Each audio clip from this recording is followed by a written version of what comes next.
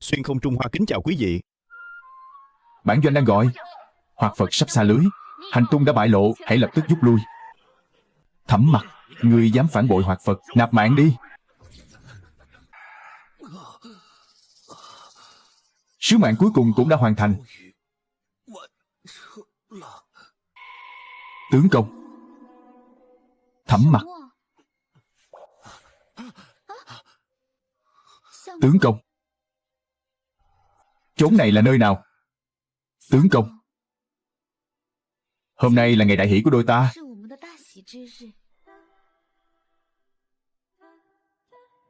Bày vẽ phô trương đến nhường này sao? Chẳng lẽ Hoạt Phật chưa chết? Tướng công, là thử thách hay là báo ứng đây? Tướng công chê thiếp là thân tái giá sao?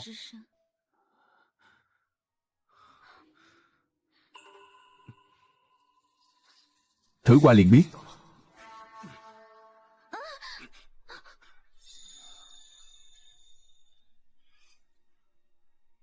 Ta không chê.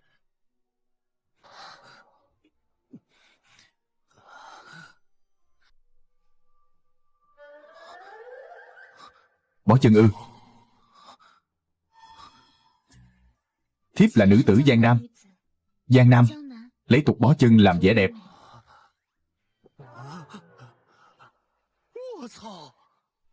Xuyên không thật rồi. Lại còn xuyên thành Tân Lang trong đêm động phòng hoa trúc của người ta.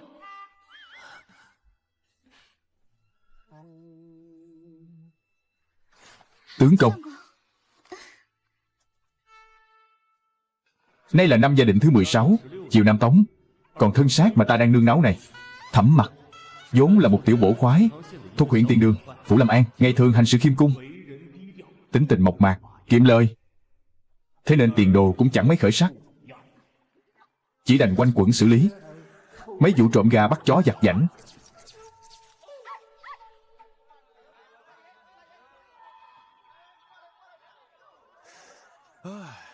Chẳng ngờ nhẫn nhục phụ trọng, sau 15 năm làm nội gián, lại còn cho ta kiếm được một chiếc quan sai nhỏ nhoi này.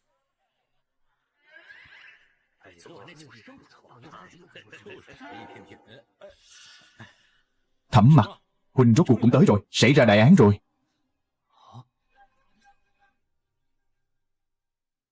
Thẩm Mặc, xảy ra đại án rồi.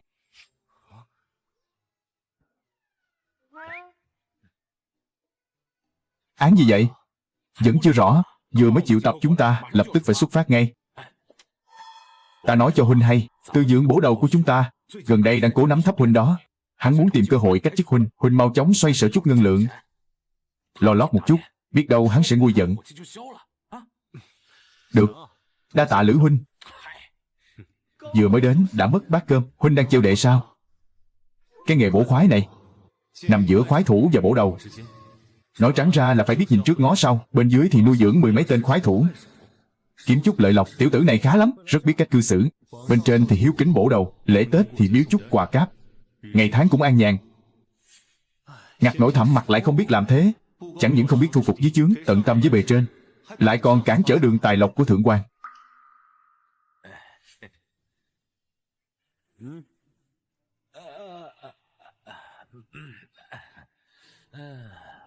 Giữ được cái mạng đến giờ này, Âu cũng là nhờ phúc ấm tổ tiên.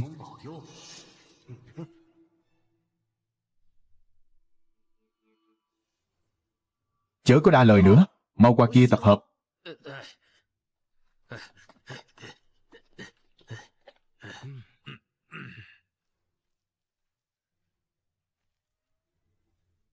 Dương Hổ, có. Lữ Cường, kẻ này là Từ Dượng. Chu Trí, có. Thẩm Mặc, có.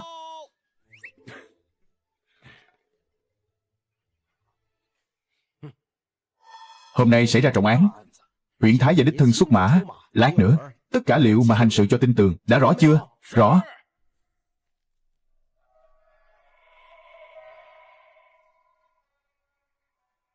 Bẩm đại nhân, mọi sự đã chuẩn bị chu toàn, ta khởi hành. Đi. Đi. Quan phủ tra án, nhàn nhân chánh đường. Tránh ra. Tiếp tục tiến lên.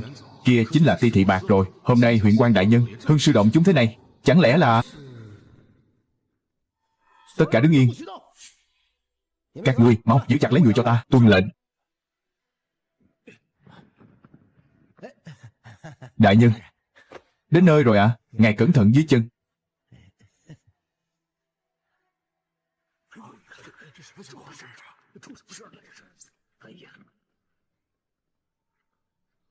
Yên phận chút đi. Cấm cử động. Xem ra ta đoán không sai. Vụ án hôm nay có can hệ tới Hồ Thương. Hèn chi bọn họ lại coi trọng đến thế. Trông chừng đám người đó cho kỹ vào, không được để thiếu sót một ai. Đại nhân.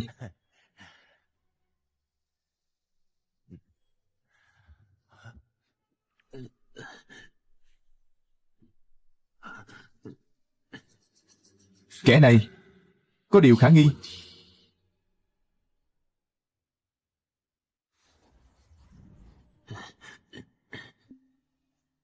Hắn đang nhìn về phía kia. Đằng đó có thứ gì?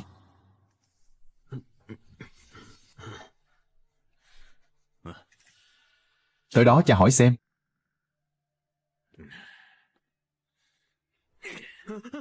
Tên họ là gì? Bẩm đại nhân. Tiểu nhân tên Chương Yêu Nhi.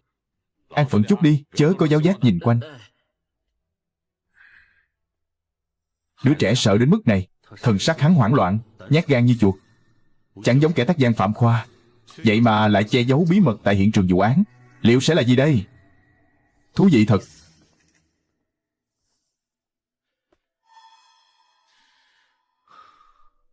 Giải hết người tới đây cho ta.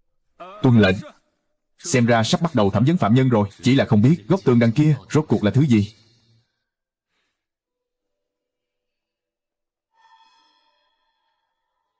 Là án mạng ư? Lại có đến 4 người. Cớ sự là thế nào? Bẩm huyện Tôn đại nhân, theo lời bẩm báo của Mục Thanh, trưởng quầy Vạn Hạ Thăng, án mạng xảy ra vào đêm thanh minh hôm qua. 4 gã hồ thương trong quán đều đã chết ngay tại chỗ. Duy chỉ còn gã hồ thương tên A Phổ này sống sót. Số châu báu bọn họ mang theo cũng đã không cánh mà bay. A Phổ, khi án mạng xảy ra, chỉ có mình ngươi tại hiện trường. Ngươi đã nhìn thấy những gì? Đã nghe thấy những gì? Hãy khai báo cho thành thật. Suy xét kỹ càng rồi hãy bẩm. Dạ. Ngày 29 tháng trước, mấy người chúng tôi mang theo hàng hóa lên bờ. Chúng ta vượt Trùng Dương mà đến. Một đường bôn ba, thân thể cũng mệt mỏi rã rời, nên đã ghé vào chốn này tá túc. Lại gặp đúng lúc trời mưa rầm rề suốt mấy ngày qua, hàng hóa chẳng thể tiêu thụ, nên chúng ta lưu lại trong quán mấy ngày liền. Ngày ngày uống rượu, chỉ chờ trời quang mây tạnh mới tiện bề ra ngoài giao thương. Nào, cạn chén. Đêm xảy ra vụ án đúng vào tiết thanh minh. Huynh đệ ta đã gọi rượu ngon món lạ, chè chén say sưa suốt cả ngày. Khi màn đêm buông xuống, ta định ra ngoài đi tiểu tiện. Khoan đã.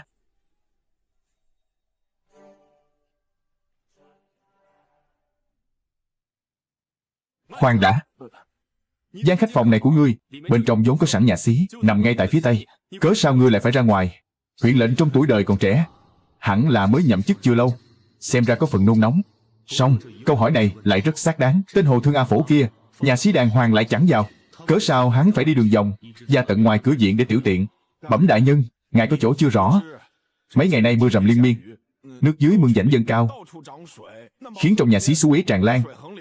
Tiểu nhân sợ làm bẩn giày tất, nên mới phải ra ngoài viện để tiểu giải. Chẳng phải riêng mình tiểu nhân làm vậy. Nói tiếp đi. Khi ra khỏi cửa, bọn họ đều đã say khướt cả rồi.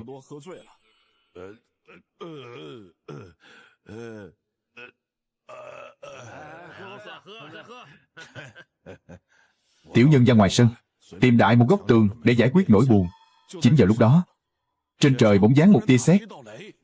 Tiểu nhân nhìn thấy trong rãnh nước có vật gì đó kỳ lạ. Bên trong dường như có thứ gì đó.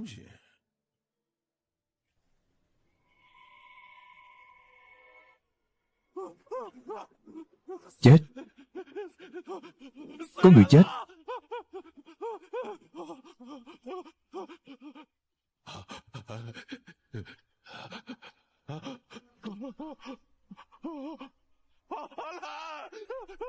Không thể nào. Không thể nào. A Lan rõ ràng vẫn đang ở trong phòng đối ẩm cùng người khác. Cớ sao lại chết được chứ? Lại còn bỏ mạng ở bên ngoài thế này. Hồ Lạp Tại Thượng, không phải là thật. Chuyện này không phải là thật. Nhất định là ta uống nhiều quá rồi. Nhất định là ta say rồi. A Lan vẫn còn ở trong phòng uống rượu mà. Ta chắc chắn là gặp ma rồi. Chấn tĩnh lại nào.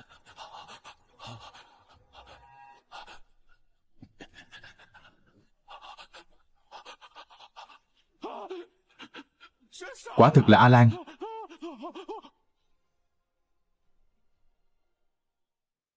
Là A Lan. Ý ngươi là A Lan là người đầu tiên bỏ mạng? Phải. Không. Không phải vậy. Ta không biết. Ta không biết. Ta thực sự không biết. Nói tiếp đi. Ta chạy một mạch về viện. Giữa đường còn vấp ngã một lần. Nhưng khi chạy về đến nơi lại thấy trong phòng đèn đuốc sáng trưng. Có 4 bóng người. Văng vẳng còn truyền ra tiếng cười đùa. A Hồ La phù hộ. Cảnh tượng vừa rồi ắt hẳn chỉ là ảo giác.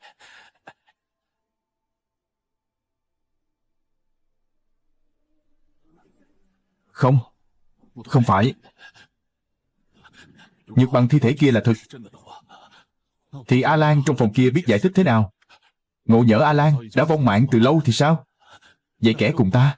Cùng ta Hoàng Yến suốt cả ngày nay, chẳng lẽ là ma quỷ? Liệu khi ta bước vào phòng, nếu ta vạch trần hắn là ma quỷ, hắn có nổi trận lôi đình chăng? Bỗng dưng biến sắc, lao thẳng về phía ta. Ngươi định làm gì?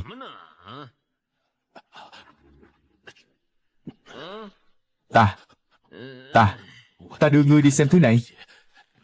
Khi ấy ta trộm nghĩ, nếu như đem chuyện nhìn thấy thi thể A Lan nói ra, hắn sẽ xem ta là kẻ điên loạn, hoặc cho rằng ta quá chén nên nói sảng. Chi bằng dẫn Mạc Ni á ra lại rãnh nước bên ngoài viện, xem lại một lần. Hãy xem những thi thể kia còn đó chăng? Đều đã ướt sũng cả rồi.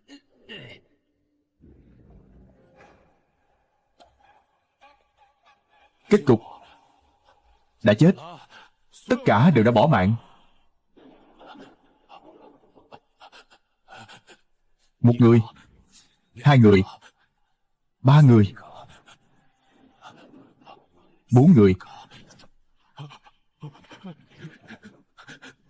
Mạc Ni á? Mạc Ni á, chẳng phải đang ở bên cạnh ta sao? Đã biến mất rồi. Mạc Ni á cũng đã vong mạng. Không, tất cả đều đã bỏ mạng. Hóa ra ta cũng đã chết rồi.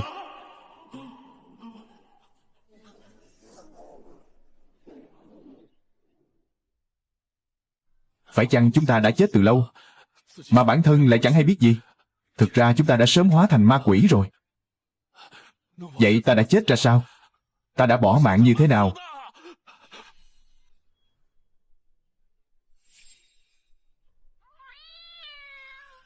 A Hồ Lạp Tại Thượng, đó vốn dĩ chẳng phải là mèo. Đôi mắt đó vô cùng kinh hoàng. Nó là yêu nghiệt. Nó là ác quỷ. Ăn nói hàm hồ. Đến cả chuyện quái lực loạn thần cũng dám thốt ra. Người đâu? Dựng hắn dậy cho ta. Tuân lệnh.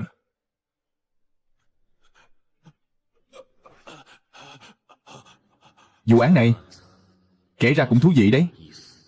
Nói như vậy, đêm hôm đó thứ ngươi nhìn thấy là bao gồm cả chính ngươi. Tổng cộng 5 cái xác. Không sai. A Lan, Nhược Hán, Mạc Ni á, La Tư và cả ta nữa. Tổng cộng 5 cổ thi thể. Kế đó thế nào? Kế đó tiểu nhân bất tỉnh nhân sự. Cảnh tượng cuối cùng tiểu nhân nhìn thấy chính là đôi mắt của con mèo kia, là đôi mắt của con quái miêu đó. Rồi sau đó ngày hôm sau tỉnh lại, là một trưởng quầy và hỏa kế của ông ấy đã lay tiểu nhân tỉnh dậy. Mục Thanh. Bẩm đại nhân, việc này. Bẩm, quả thực là như vậy. Vào lúc sáng sớm, khi tiểu nhị trong quán đi đưa canh mì cho từng viện tử, thì phát hiện gia vị khách quan này cùng với thi thể nằm dưới rãnh nước. Ý ngươi là ngươi cũng đã nhìn thấy thi thể của A Phổ? Bẩm đại lão gia run bẩm. Tại hiện trường khi ấy chỉ có 4 cổ thi thể này mà thôi. Đêm xảy ra án mạng, tiểu nhị trong quán vẫn luôn túc trực bên ngoài, dám cam đoan Tuyệt đối không có kẻ nào ra vào viện tử của họ. Giả lại, để đề phòng đạo tặc tại cửa cống thoát nước nơi sân viện, còn cho lắp thêm song sắt. Bởi vậy, tuyệt đối chẳng kẻ nào có thể dễ dàng ra vào. Số lượng thi thể chắc chắn không sai biệt. Lại còn là một vụ án mạng trong mật thất. Ồ, việc này thật kỳ quái. Đêm qua rõ ràng còn 5 cổ thi thể, sáng nay chỉ còn lại 4. Đại nhân nói không sai. Thi thể của chính ta đã biến mất rồi. Hàng hóa chúng ta mang về cũng đều không thấy đâu. Bẩm đại nhân, tiểu nhân không hề nói dối. Là con mèo đó, con quái miêu đó đã ăn thi thể của ta. Nó chắc chắn là yêu quái. Nó là miêu yêu. Câm miệng, Lư đại nhân tại thượng. Há dùng ngươi ăn nói hàm hồ, theo dệt những lời quái lực loạn thần. Vụ án này liên quan đến Hồ Thương. Tài vật bị đánh cắp, lại thêm chuyện quỷ thần, e là khó mà thiện liễu. Chính dĩ, ngươi thấy thế nào? Bẩm huyện tôn đại nhân, vụ án này có rất nhiều điểm nghi vấn. 5 gã Hồ Thương này mang theo kim ngân châu báu, trị giá vạn kim, lại không cánh mà bay. Đó là điểm thứ nhất, căn cứ theo khẩu cung của A Phổ. Số lượng thi thể ban đêm và ban ngày bất nhất. Đó là điểm thứ hai. Ngoài ra, tình tiết vụ án mà tên A Phổ thuật lại cũng quá đổi ly kỳ. E rằng trong đó có điều gian trá. Ý của ngươi là nghi ngờ A Phổ giết người đoạt bảo. Đại nhân minh giám, tiểu nhân tuyệt đối không phải hạng gian phi. Lời vừa rồi câu câu đều là thật, tuyệt không nửa lời hư ngôn, ăn nói hàm hồ. Người đâu? Lôi xuống nghiêm khắc tra khảo. Tuân lệnh. Đại nhân. Xin đại nhân minh giám. Quả thực là miêu yêu đã ăn mất thi thể rồi. Thưa đại nhân, vụ án này xem ra căn hệ không nhỏ, e là Lư đại nhân muốn dùng nhục hình bức cung rồi. Kẻ này ánh mắt ngay thẳng, không giống hạng người làm điều gian ác. Này, chẳng lẽ thực sự có miêu yêu hay sao? Nếu quả thực có miêu yêu xuất hiện, liệu chúng ta có địch nổi chăng? Khó nói lắm. Tại hiện trường song sắt vẫn nguyên vẹn, nhưng thi thể và hàng hóa đều đã biến mất. Biết đâu chừng con miêu yêu này pháp lực vô cùng cao cường. Hỗn xược, Lư đại nhân đang thẩm án tại đây, các ngươi dám coi thường quan uy, bàn tán sằng bậy về vụ án sao? Bẩm đại nhân, tiểu nhân cũng chỉ muốn phân ưu cùng ngài mà thôi. Tên tiểu tử này cuối cùng cũng để ta tóm được. Bẩm đại nhân, tên thẩm mặt này xưa nay vốn không biết trời cao đất dày, hôm nay lại dám giữa chốn đông người, ngang nhiên trước mặt ngài giọng nghị án tình. E là đã sớm nhìn thấu huyền cơ của vụ án này, nên mới dám buông lời bất kính như vậy. Thẩm mặt, ngươi nếu thực sự có cao kiến gì, chi bằng cứ nói rõ trước mặt mọi người, để chúng ta được mở mang tầm mắt. Bằng không nói được, tức là miệt thị công đường. Lý đương cách chức trục xuất để nghiêm trị làm gương. Bẩm đại nhân, đều là lỗi của tiểu nhân, là do tiểu nhân ở dưới ăn nói hàm hồ. Muốn trách thì hãy trách thuộc hạ. Thẩm mặt, lời Từ Dượng vừa nói có phải là thật chăng? Nếu ngươi thực sự có điều suy tính, thì hôm nay trước mặt mọi người, hãy trình bày rõ ràng từng điều một cho ta. Bẩm đại nhân, hai kẻ này dám miệt thị công đường, hơn nữa lời lẽ hành động của Thẩm mặt lại ngạo mạn, rõ ràng là không biết hối cải. Theo thiện ý của tiểu nhân, chi bằng bắt giữ cả hai tên, mỗi người phạt 100 trượng để răn đe kẻ khác. Đại nhân. Thẩm mặt, mau nói đi. Rốt cuộc là có điều tri bất thường, còn đứng ngay ra đó làm chi? Lôi hai kẻ này xuống cho ta, mỗi tên đánh 100 trượng. Tuân lệnh. Thẩm mặt, chẳng hay nơi góc tường kia rốt cuộc có thứ gì khiến tất thảy đều phải bỏ mạng. Xin đại nhân minh giám, con quái miêu đó đã ăn mất xác của ta rồi. Nó đích thị là yêu nghiệt, nó là miêu yêu. Bẩm đại nhân, chân tướng chỉ có một mà thôi. Vụ án này có điều khuất tất, Hồ Thương A Phổ tuyệt đối không phải là hung thủ.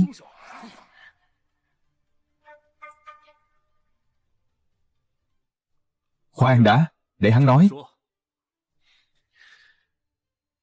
Bẩm đại nhân, lời tên A Phổ này nói thực hư thế nào, tại hạ không rõ, song có thể khẳng định tên Hồ Thương A Phổ quả thực không phải là chân hung của vụ án này. Thẩm mặt, vụ án này dành là A Phổ giết người đoạt bảo, hay là ngươi muốn nói là hai vị đại nhân phán đoán sai lầm? Hai vị đại nhân công vụ bộn bề, nên không am tường tình hình của đám Hồ Thương này. Song tiểu nhân lại có biết đôi chút. Vô ngại, cứ nói thẳng ra. Đám Hồ Thương này vận chuyển hàng hóa đường biển hiểm nguy cực lớn.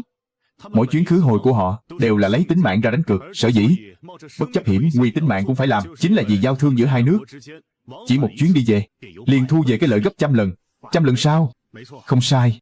Những thứ diệu thạch họ mang về từ hải ngoại, cùng châu báu và vô số kỳ vật khác, đến được chốn này, lợi tức đã gấp 10. Sau đó họ sẽ dùng số ngân lượng kiếm được, đổi lấy gốm sứ, trà và lụa của bản quốc, mang về xứ họ, lại thêm 10 phần lợi nữa. Một chuyến đi về như vậy, lợi tức sinh sôi gấp 100 lần. Ý của ngươi là 5 vị Hồ Thương kia kết bạn cùng sang, vừa đặt chân tới Lâm An, hàng hóa còn chưa kịp bán. Nếu A Phổ ra tay vào lúc này, ta đã rõ. Nếu tên A Phổ kia đoạt tài hại mệnh vào lúc này, chưa bàn tới việc bản thân phải chịu hình luật Đại Tống, mà số bảo vật kia cũng sẽ biến thành tang vật. Dẫu hắn có thoát khỏi cuộc vây bắt lần này, thì muốn tiêu thụ tăng vật phỏng có dễ gì. Đại nhân anh minh. Giả lại, giả dụ tên A Phổ này có giả tâm giết người đoạt của, cớ sao hắn không ra tay trên đường biển lúc trở về? Khi ấy, cả vốn lẫn lời của 5 người bọn họ, tiền hàng kiếm được đều sẽ quy về tay hắn. Chẳng phải vẹn toàn hơn sao? Phải lắm.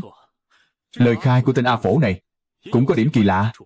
Cho dù tên A Phổ này thực sự giết người, hắn hoàn toàn có thể dựng lên chuyện rằng gặp phải cường đạo hành hung, cũng chẳng cần phải theo dệt câu chuyện khúc triết ly kỳ đến thế. Thoạt nghe đã thấy đầy rẫy điểm hồ nghi. Nói như vậy, hiểm nghi của A Phổ đại để có thể gạt bỏ. Nhưng vụ kỳ án này rốt cuộc là do kẻ nào gây ra? Bẩm đại nhân, tại hạ vô chi, chỉ nhìn ra sự trong sạch của A Phổ, chứ chưa thể khám phá ra tung tích của chân hung. Vô hại, ngươi nhìn thấu được tầng này đã là một đại công rồi. Đều lui cả đi, đưa thi thể về, giao cho Ngỗ Tác nghiệm thi kỹ càng. Hồ thương A Phổ tạm thời tống giam, chờ ngày thẩm xét. Trưởng quầy và tiểu nhị của Vạn Hạ Thăng cùng những kẻ liên can những ngày tới không được phép rời khỏi thành, sẵn sàng nghe lệnh triệu hoán. Cửa tiệm tạm thời niêm phong. Tuân lệnh. Đại nhân không định truy cứu nữa sao?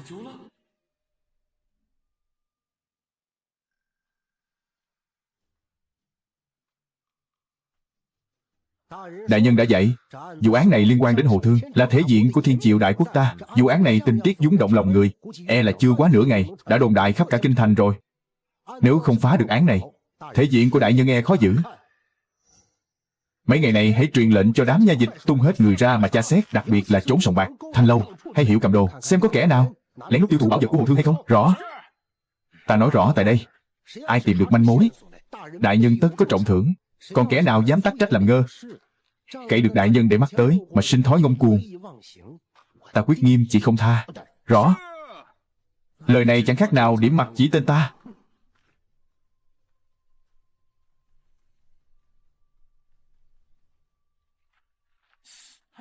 Tiểu tử nhà ngươi khá lắm. Việc mà các vị đại nhân không nhận ra lại bị ngươi nhìn thấu, chỉ là may mắn thôi.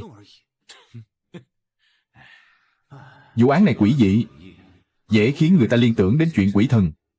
Nhưng nếu gạt bỏ thuyết ma quỷ thì cũng chẳng khó, chẳng qua là hưởng lộc bao nhiêu, dốc sức bấy nhiêu, không cần thiết phải tranh công với các vị đại nhân. Chuyện này cũng tại ta, không nên bàn tán sằng bậy trốn riêng tư, để cho tên từ dượng kia có cơ hội thừa cơ trục lợi. Coi như ta nợ ngươi một ân tình.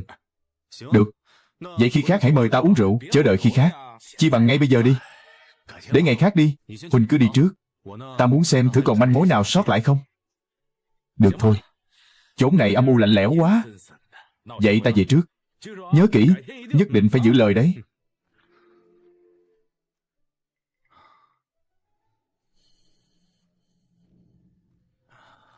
Kẻ ban nãy đã nhìn vào chỗ này. Mặt đất bằng phẳng, kiên cố, xung quanh cũng chẳng có hòn giả sơn nào. Xem ra chỉ có thể là viên gạch này.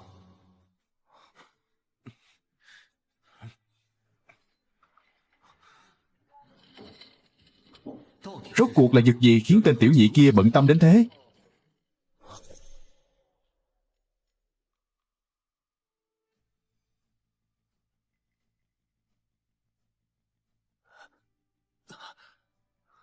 Chính là nó rồi. Cũng nặng tay đấy chứ.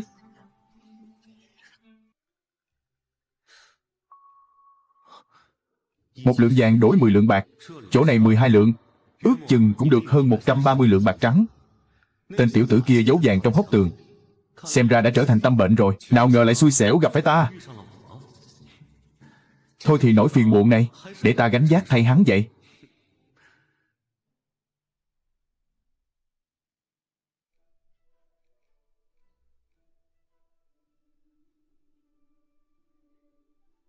Tướng công, đêm qua quả thực là lần đầu tiên sao? Cớ sao lại lỗ mãn nhường ấy? Lại còn chuyện gì cũng tinh thông. Thiếp thẹn chết mất thôi.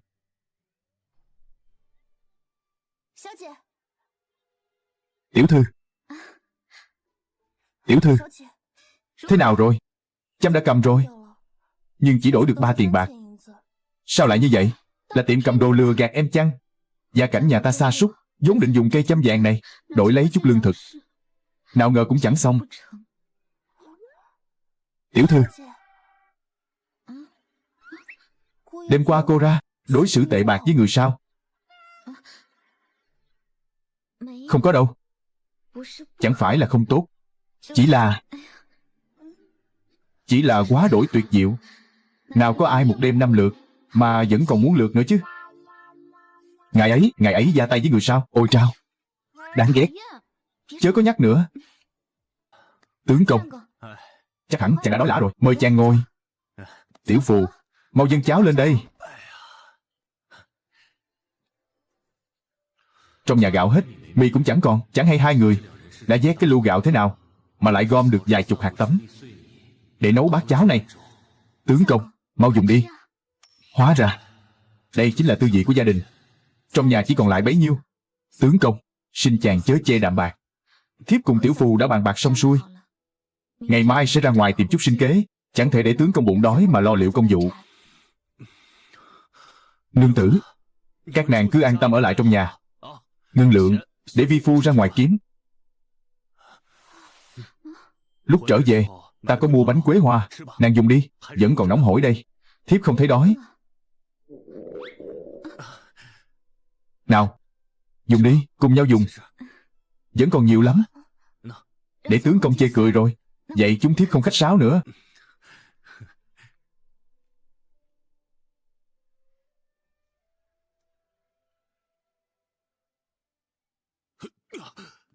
Tướng công, để thiếp hầu hạ chàng an giấc. Đêm tân hôn tối qua, do chưa rõ sự tình, ta nhất thời có chút đường đột. Không cần đâu. Hôm nay nàng và tiểu phù cứ nghỉ ở đây, ta sẽ ra gian ngoài. Như vậy sao tiện? Không sao, nàng cứ an tâm nghỉ ngơi. Vâng.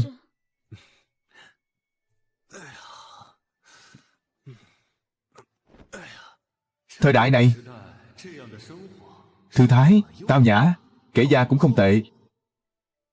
Nương tử, các nàng cứ ở yên trong nhà. Tiền bạc, tướng công ra ngoài kiếm. Tiểu thư, người xem em bắt trước có giống chăng? Khi hắn cười, cái vẻ lạnh lùng ấy, ngươi không học được đâu. Thôi được ạ. Tiểu thư, người nói xem cô ra, rốt cuộc là người như thế nào? Thân phận bổ khoái này vô cùng hữu dụng, tạm thời chưa thể từ bỏ. Nhưng tên từ dượng kia rõ ràng là muốn kiếm cớ tống khứ ta. Ngày mai tới nha môn, e là hung đa cắt thiểu. Vẫn phải nghĩ ra một đối sách mới được. Huyện thừa Triệu chính dĩ, y thân là bậc thượng quan, bị ta phản bác ngay tại chỗ mà vẫn điềm tĩnh, chẳng hề nóng nảy. Kẻ cũng là kẻ đáng để ta lung lạc. Nay trong tay đã có ngân lượng, ta sẽ đi lo lót y trước tiên. Lại đây, gia ra dạy con. Lão ra, ngoài cửa có công sai huyện nha muốn gặp ngài. Người đâu? Đưa tiểu thiếu gia lui xuống. Vâng. Thiếu ra. Triệu đại nhân, Thẩm Đại Lang, ngươi, chẳng là tiểu điệp có mang theo chút chân giò và trà mới của quê nhà. Ta và phụ thân ngươi vốn là chỗ thâm giao. Hiền điệt hả? Tất phải khách sáo như vậy. Nào, mau ngồi đi, mau ngồi đi. Dạ. Hiền điệt, dạo này công vụ có điều chi chắc trở chăng? Ta nghe nói từ bổ đầu đối với ngươi có nhiều lời dị nghị. Phải chăng là vì chuyện này? Chút chuyện cỏn con này, sao dám làm phiền đến đại nhân? Chẳng phải vì chuyện này, vậy còn có thể là chuyện gì? Xin đại nhân minh giám. Hôm nay tiểu nhân đến đây là vì chuyện Đại Thực Phường. Ý ngươi là vụ án ở Đại Thực Phường?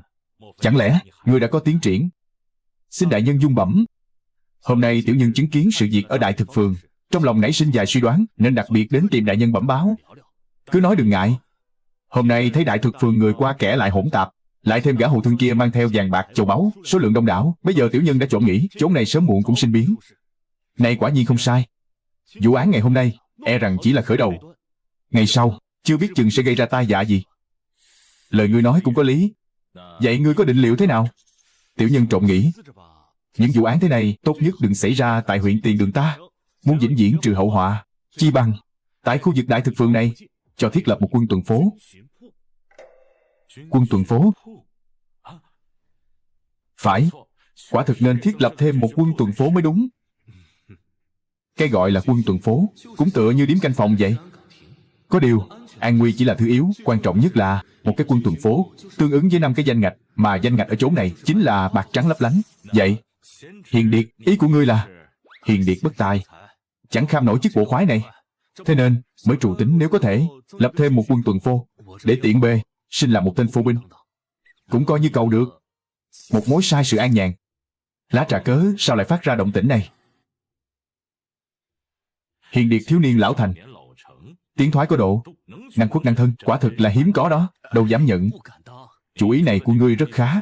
Ngày mai ta sẽ trình tấu chương về việc tăng thiết quân tuần bộ. Nếu đại sự thành thì cái chức phó binh ở đại thực phường ta sẽ tận lực xoay sở cho hiền điệt. Tận lực? Vậy nghĩa là thành rồi. Tiểu nhân đa tạ đại nhân. Vậy tại hạ xin phép cáo lui. Lui đi.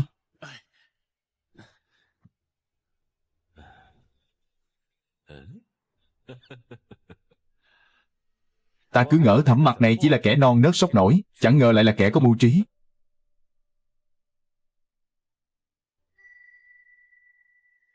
Đã nghe tin gì chưa? Bổ đầu của chúng ta bị huyện Thái gia phạt đánh 20 trượng. Có chuyện đó sao? Từ Dượng bị đánh rồi. Vụ án này đến nay vẫn chưa có manh mối. Lưu huyện lệnh nổi trận lôi đình đã hạ lệnh rằng nếu 3 ngày nữa vụ án vẫn không có tiến triển, sẽ đánh bổ đầu 40 trượng. 3 ngày sau nữa sẽ là 60 trượng. Đâu chỉ có vậy, 6 ngày sau còn phải thích kim ấn lên mặt Từ Dượng. Lưu huyện lệnh còn bảo nếu vụ án không có tiến triển, đến lúc ấy dưới kim ấn sẽ khắc thêm tên địa danh. Thích phối Từ Dượng đến nơi Quân Châu hiểm ác xa xôi, là một tên tặc phối quân. Đây chẳng phải là Lưu Đày sao? Hạ trọng hình như vậy. Xem ra Lưu đại nhân cũng đã vô kế khả thi rồi. Xong, việc này chẳng căn hệ gì tới ta. Đợi khi ta đến quân tuần phố, sẽ chẳng cần phải dây dưa vào vũng nước đục này nữa. Yên lặng. Chư vị hãy yên lặng. Huyện Tôn đại nhân có sự vụ cần tuyên cáo.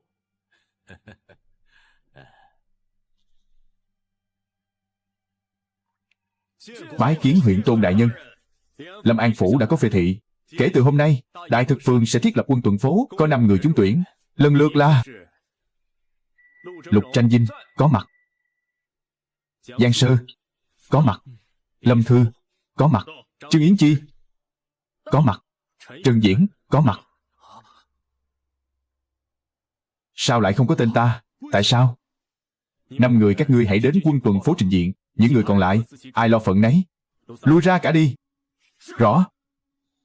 Trong số 5 kẻ này, 2 tên là người của huyện Thừa Triệu Chính Dĩ, 2 tên là người của chủ bạ Liễu Thanh.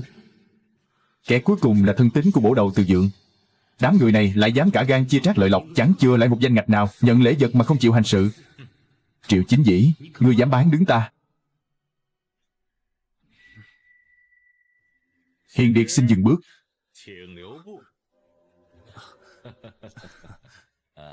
Hiền điệt à, sự vụ lần này thật lấy làm hổ thẹn. Cái danh ngạch lính chạm này, than ôi, đúng là sói nhiều thịt ít. Thực sự là không sao giành được. Phải, miệng thì nói lời tạ lỗi, nhưng trong tâm lại nghĩ, chẳng lẽ vài câu bâng quơ đã là nể mặt lão lắm rồi sao? Có điều lão phu đã đánh tiếng với bổ đầu Từ Dượng rồi, bảo hắn từ nay chớ gây khó dễ nữa. Hiền điệt à, vì chuyện của người, lão hủ quả thực đã tận lực rồi. Đâu có, Triệu đại nhân nói vậy là quá lời rồi. Vì chút chuyện vặt vãnh cỏn con, lại phiền Triệu đại nhân phải nhọc lòng nói đỡ. Tại hạ vô cùng cảm kích. Lời này là thật chăng? Thiên chân vạn sát, đại nhân một lòng nâng đỡ. Tại hạ nguyện khắc cốt ghi tâm, mãn kiếp nan vong. Hiểu được là tốt, lui xuống làm việc đi. Tại hạ cáo lui.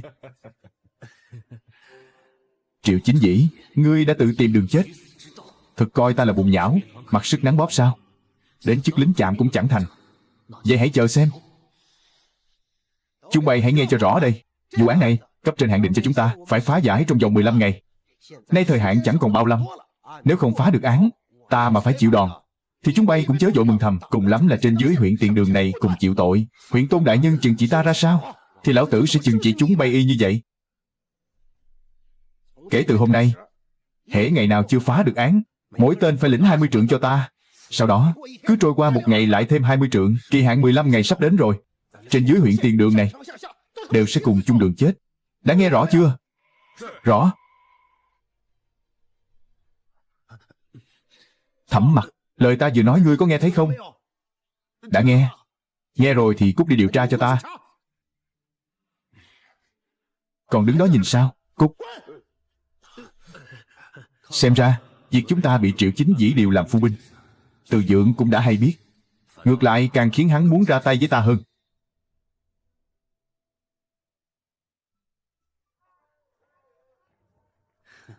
Dứt tiêu, nhị hoàng, tam mộc tháng, thêm chút đường trắng. Đại ý dạng.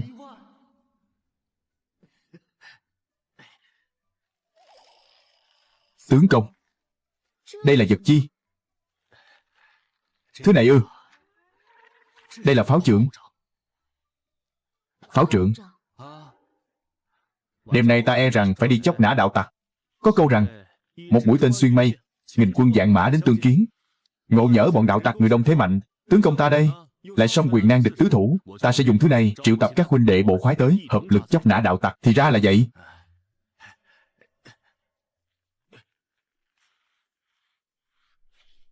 Cô ra. Tiểu thư đã dậy từ sớm để làm đấy à? Mời người nếm thử. Đa tạ nương tử. Ta đi đây. Lên đường bảo trọng. Ta biết rồi.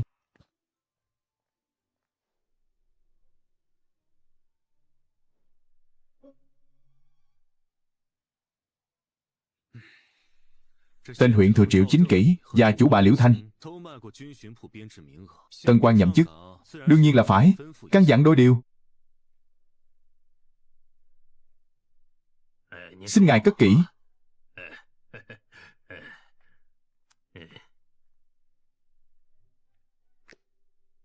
Từ Dượng, hắn không giống với hai kẻ kia. Thân là bổ đầu đã tới chốn này, lẽ dĩ nhiên phải cùng đám người kia trà trộn một phen. Từ Dượng, chuyện này là do ngươi tự tìm đường chết. Nơi này chính là hiện trường hung án, hậu viện của lão điếm dạng Hạ Thăng.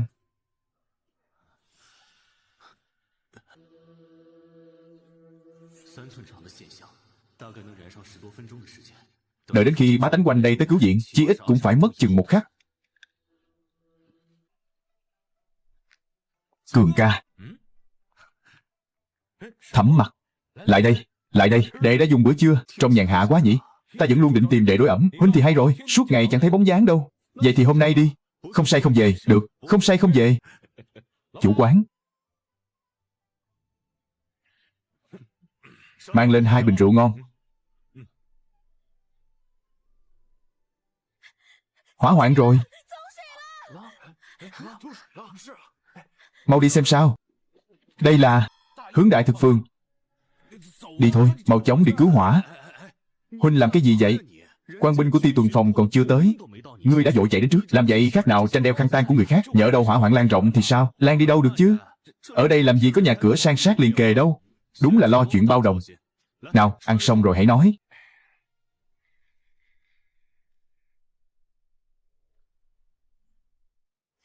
Cháy rồi, có cháy rồi. Cháy ở đâu vậy? Là ở hậu viện của lão điếm dạng Hạ Thăng. Hỏa hoạn rồi. Nơi nào phát hỏa? Hậu viện dạng Hạ Thăng. Mau mau cứu hỏa, nhanh chân lên. Đi mau, đi mau.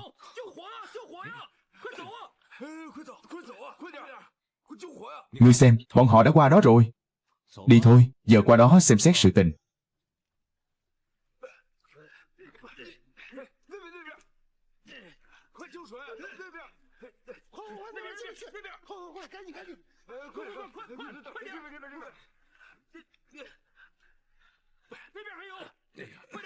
Sao các ngươi lại tới đây? Tới cứu hỏa.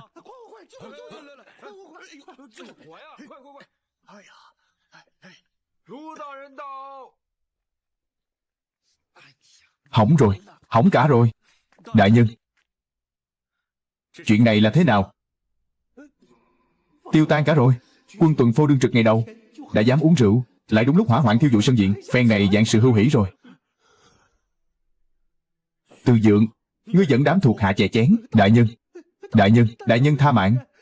Chuyện này không can hệ gì đến tiểu nhân. Từ Dượng, thân là bộ đầu, phá án bất lực, lại còn dẫn đầu uống rượu làm lỡ việc công, đáng định tội gì đây? Bẩm đại nhân, chẳng phải do tiểu nhân đâu ạ. Đại nhân, thực không phải tiểu nhân, tiểu nhân oan uổng quá. Đại nhân, tiểu nhân, đại nhân, xin hãy nghe tiểu nhân giải bày. Quân tuần phô này mới lập được một ngày, đã xảy ra hỏa hoạn. Giả lại, đây là một cửa tiệm cũ, đã bị niêm phong từ trước, vốn dĩ không có người cư ngụ. Sao nơi này có thể có lửa ngọn?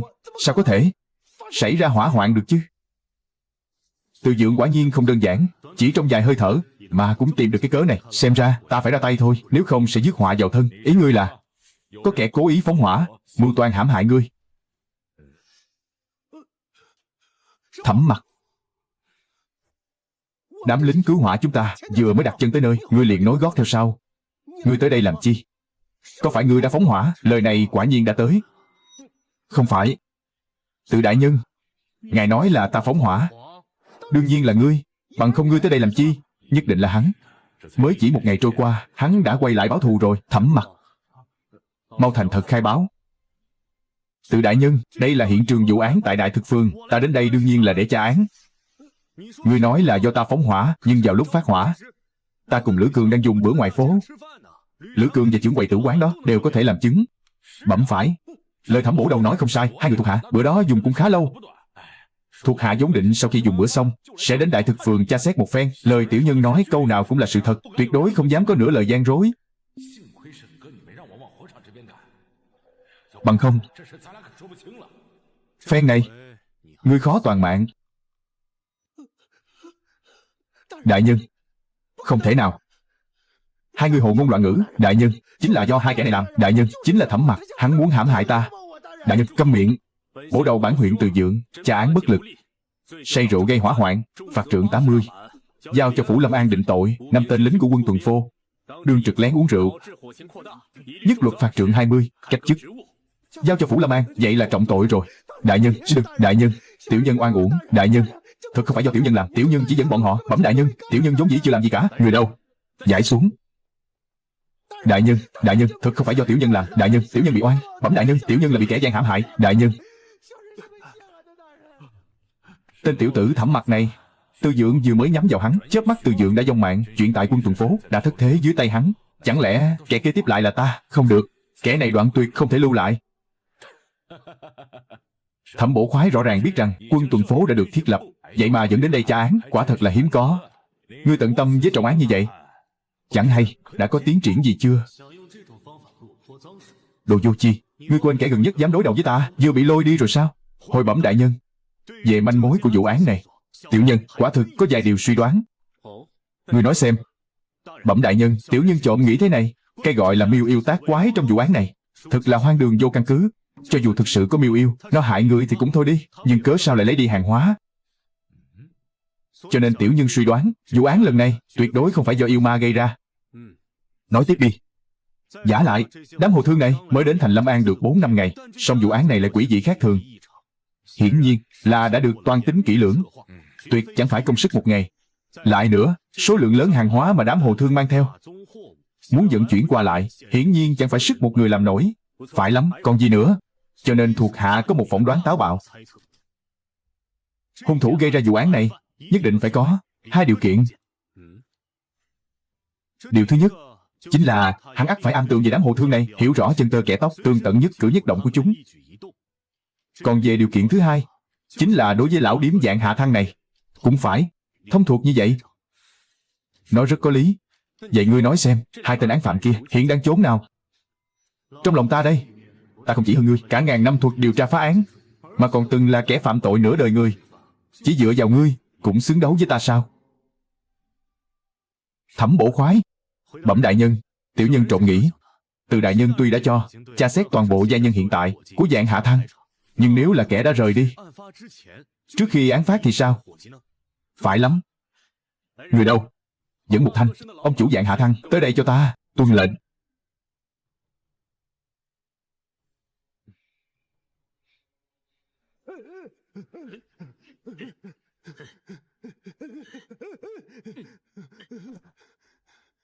Trưởng quầy, ta hỏi ngươi, trong tiệm các ngươi có tiểu nhị nào rời đi trước khi vụ án xảy ra không?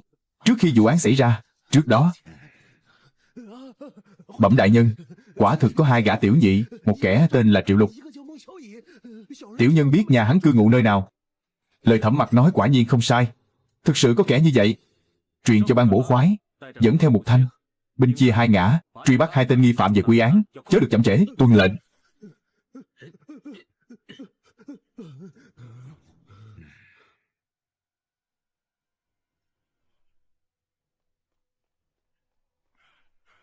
Bẩm huyện Tôn đại nhân, Triệu Lục Nhi và Mạnh Tiểu Ất đều không có mặt tại Tư ra. Theo lời hàng xóm lân cận bẩm báo, hai kẻ này từ vài ngày trước đã rời khỏi nhà, từ đó đến nay biệt vô âm tính. Đi đúng hướng rồi. Tiểu tử này, hắn làm sao mà làm được? Đại nhân, nay việc chóc nã phạm nhân, thu hồi tang vật mới là việc cấp bách hàng đầu của vụ án này. Ngươi nói có lý. Vậy ngươi nói xem, hai tên nghi phạm này có thể trốn đi đâu? Bẩm đại nhân, ti chức chỉ là một tên bổ khoái, chức mọn lời khinh, đâu dám ở đây ăn nói hàm hồ. Tên tiểu tử này quả là một nhân vật không tầm thường, ta vậy mà lại vì ma xui quỷ khiến, một phen đắc tội với vị hung thần này. Nay chức bổ đầu đang bỏ trống, bổ khoái Thẩm Mặc tự mình điều tra, có lòng báo quốc, suy luận vụ án không sai một ly, có tài thống lĩnh các bổ khoái. Nay lệnh cho Thẩm Mặc thăng làm quyền bổ đầu. Nếu phá giải được vụ án, bản huyện nhất định sẽ không tiếc lời đề bạc. Đa tạ huyện Tôn đại nhân đã cất nhắc. Quyền bổ đầu tức là tạm thời thực thi chức trách của bổ đầu, đợi đến khi phá được án thì thăng làm bổ đầu để ban thưởng, không phá được thì giáng về chức cũ. Lưu huyện lệnh toan tính thật khéo. Phải lắm, Thẩm bổ đầu. Về tình tiết vụ án, bẩm đại nhân, chốn này người đông mắt tạp, chi bằng người nói có lý. Mấy người các ngươi ở lại đây canh chừng hiện trường. Thẩm bổ đầu, đi thôi, hồi nha môn.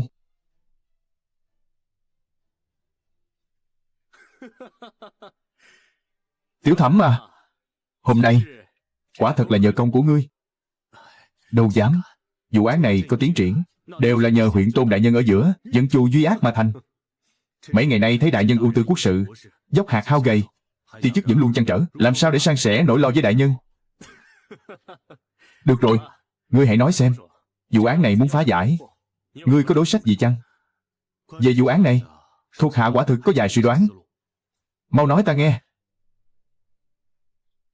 Đại nhân hãy nghĩ xem, tên Hồ Thương A Phổ còn sống sót đó, vào lúc xảy ra án mạng, hắn không những say khướt mà còn hôn mê bất tỉnh.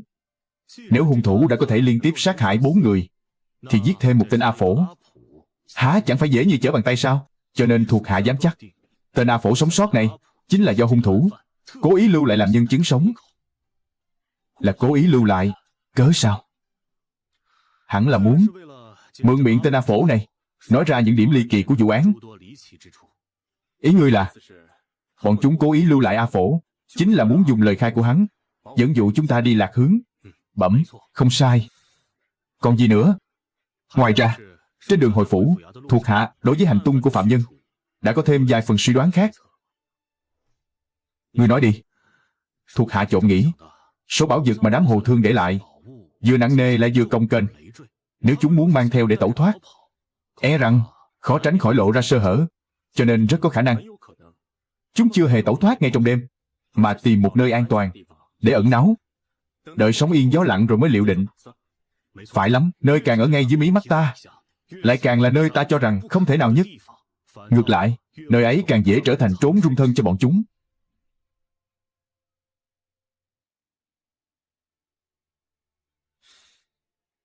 Nhưng mà thành Lâm An rộng lớn nhường này, hàng chục vạn hộ dân, bách tính lên đến 200-300 vạn, chẳng lẽ lại bắt chúng ta đi lục soát từng nhà từng hộ hay sao? Tuyệt đối không được. Dưới chân thiên tử là trốn kinh sư trọng địa, há có thể hành động khinh suất như vậy? Tiểu tử ngươi, có phải đã sớm nghĩ ra diệu kế chóc nã phạm nhân rồi không? Chỉ cần đại nhân tin tưởng thuộc hạ, ta tin, chớ nhiều lời nữa. Vậy đại nhân cứ an tâm giao vụ án này cho thuộc hạ, đợi khi thuộc hạ tra rõ ngọn nguồn vụ án này, tường tận mọi tình tiết trước sau, kẻ thủ ác tự khắc sẽ lộ diện. Để ngươi tra án cũng được, nhưng vụ này tình thế cấp như tinh hỏa. Xin đại nhân an tâm, trước khi kỳ hạn 15 ngày kết thúc, thuộc hạ nhất định sẽ dâng lên ngài kết quả nhân tang tịnh hoạch. Lời này là thật chứ? Thiên chân vạn sát, vụ án này ly kỳ quỷ dị, tất sẽ gây chấn động kinh sư. Hiện giờ dương đầu là một đao, dục đầu cũng là một đao, chi bằng cứ đánh cược một ván lớn này. Được, vụ án này giao cho ngươi. Đại nhân cứ yên tâm, kẻ hèn này nguyện bám đuôi tuấn mã để dương xa vạn dặm. Ngày đại nhân thăng quan tiến chức chẳng còn xa, thuộc hạ vẫn mong được tiếp tục cúc cung tận tụy vì ngài. Thuộc hạ cáo lui, lui xuống đi. Thẩm Mặc a Thẩm Mặc, sau này ta ở trốn quan trường phải chịu cảnh khuất lấp một phương, hay được thỏa chí bình sinh, thi triển hoài bão, phen này đều trông cậy cả vào ngươi.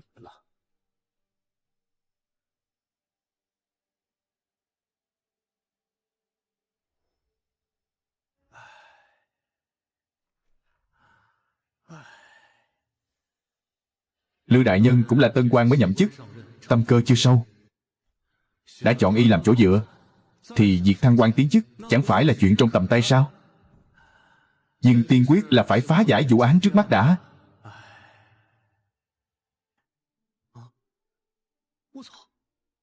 Sao xúc cảm lại khác lạ thế này?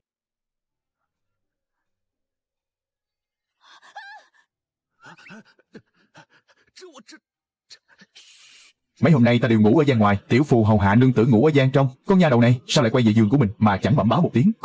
Cô ra. Kêu la nổi gì? Đổi chỗ ngủ cũng chẳng báo một tiếng. Nàng định làm gì hả? Cô ra. Ngươi định làm gì? Ta làm gì ư? Ta nói cho nàng hay, nếu ta thực sự muốn làm gì, có kêu rách cổ họng cũng chẳng ai cứu được nàng đâu. Ngủ đi.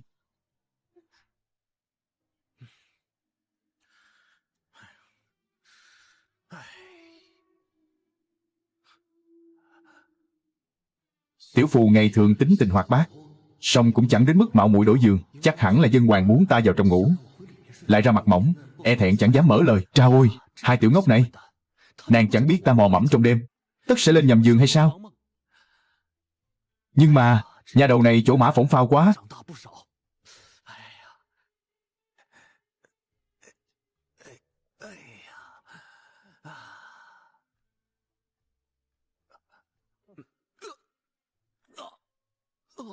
Nương tử, chẳng ngờ thẩm mổ ta tung hoành giang hồ bấy lâu, nay lại trúng mai phục của các nàng. Vừa rồi chàng đã mạo phạm chỗ nào của muội ấy? Ta nào có mạo phạm đâu. Dối trá. Thật sự không có mà. Ta còn lạ gì nha đầu tiểu phù đó sao? Tiếng thốt lên kinh hãi của nàng ta khi nãy rõ rành rành là do huynh đã chạm trúng yếu huyệt của người ta rồi. Yếu huyệt? Yếu huyệt gì cơ? Có phải là chỗ yếu hại này chăng? Đáng ghét.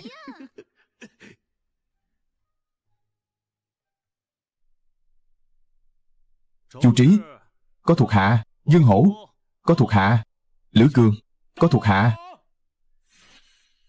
Mấy tên các ngươi dẫn theo họa sư tới tư ra của nghi phạm Triệu Lục Nhi và Mạnh Tiểu Ất, ghi lại nhân dạng, số còn lại mang theo họa ảnh gia phố, truy tìm tung tích nghi phạm. Tuân lệnh. Ngoài ra hãy sắp xếp ngõ tát trong nha môn nghiệm thi lại một lần nữa. Ta muốn đích thân giám sát.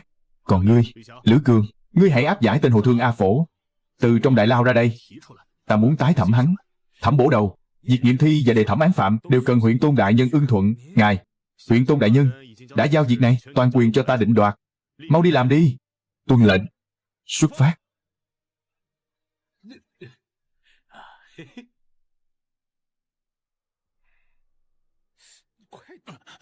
Bẩm đại nhân, người đã được giải đến.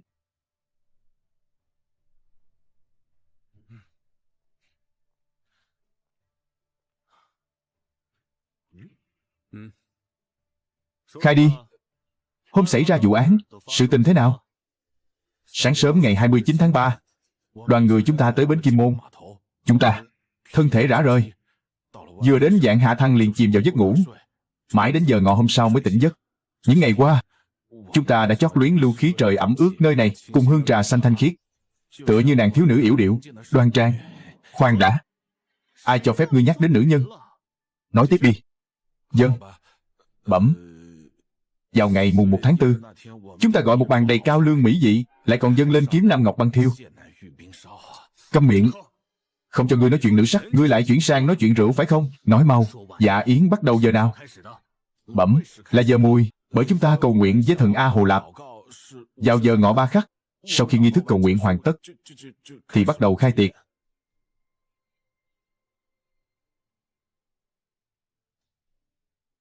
Giải hắn xuống, gọi thêm vài người theo ta đi nghiệm thi. Tuân lệnh. Đi. Thẩm mặt thẩm vấn, trọng điểm lại nằm ở trước khi án phát. Cớ sao lại như vậy? Phải chăng khoảng thời gian ấy mới thực là mấu chốt của vụ án? Chẳng lẽ những suy luận phá án trước đây của ta đều đã sai lầm cả rồi sao?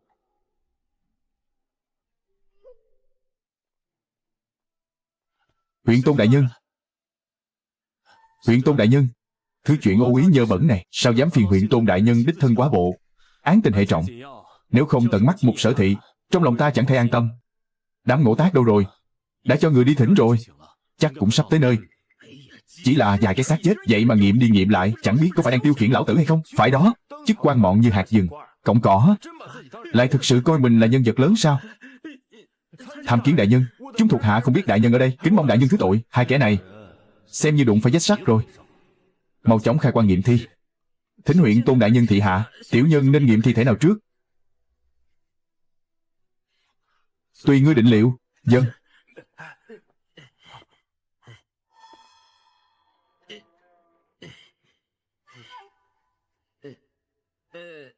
Tử giả là Hồ Thương, A Lan, niên kỷ 45, người Hồ nước đại thực.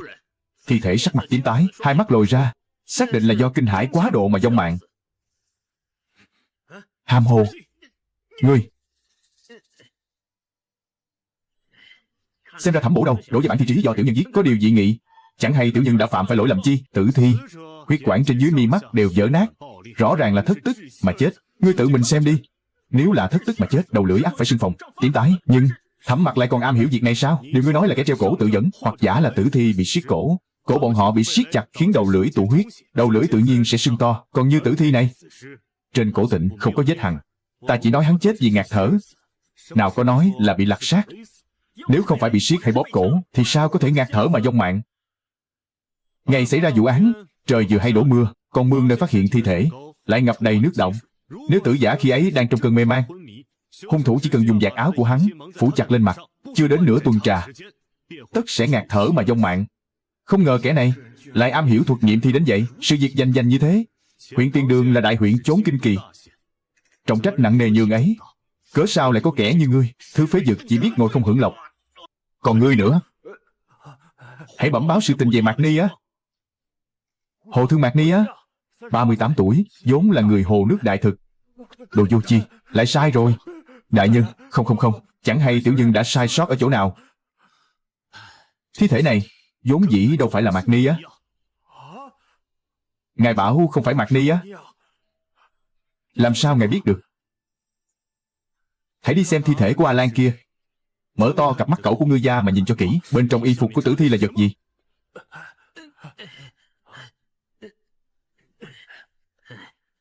Bên trong y phục tử giả, sát thân có mặc một chiếc áo lót kỳ dị. Kỳ dị? Kỳ dị ở chỗ nào? Đây là một loại truyền thừa của tôn giáo đại thực. Những gia tộc tín phụng Bái Hỏa giáo, hài tử vừa chào đời liền được mặc lên loại áo này, suốt đời không được phép cởi bỏ, dẫu có chết đi cũng không được. Hai người phàm chỉ cần tỉ mỉ hơn đôi chút, ắt sẽ nhận ra loại áo này. Chỉ riêng trong y phục của Mạc Ni Á là không có.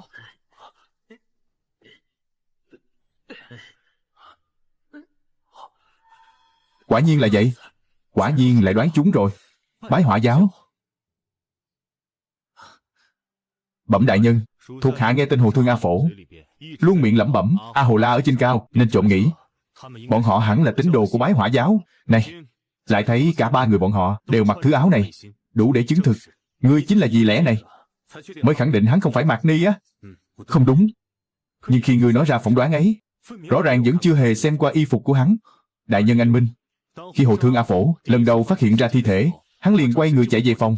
Ngay lúc hắn ở trong sân viện còn đang lưỡng lự băn khoăn, thì từ trong phòng lại bước ra một người. Kẻ đó chính là Mạc Ni á. Thì ra ngươi dựa vào điều này mới quả quyết rằng Mạc Ni Á vẫn chưa chết. Thời điểm hắn xuất hiện quá đổi trùng hợp, hoặc giả đây vốn dĩ chẳng phải là sự ngẫu nhiên. Bởi lẽ sự xuất hiện của hắn mới khiến A Phổ đổi hướng, quay lại nơi xảy ra án mạng. Nếu ta giả định Mạc Ni Á chính là hung thủ của vụ án này, thì cớ sao hắn lại ngăn cản A Phổ, không cho y tiến vào? Bởi lẽ khi ấy toàn bộ Hồ Thương đều đã vong mạng, trong phòng chẳng còn ai sống sót. Trời đất ơi, thì ra là vậy. Xong, nếu Mạc Ni Á vẫn chưa chết, thì hắn đã lẫn trốn nơi nào? Thi thể tại đây rốt cuộc là của ai? Cho nên ta muốn xem thử.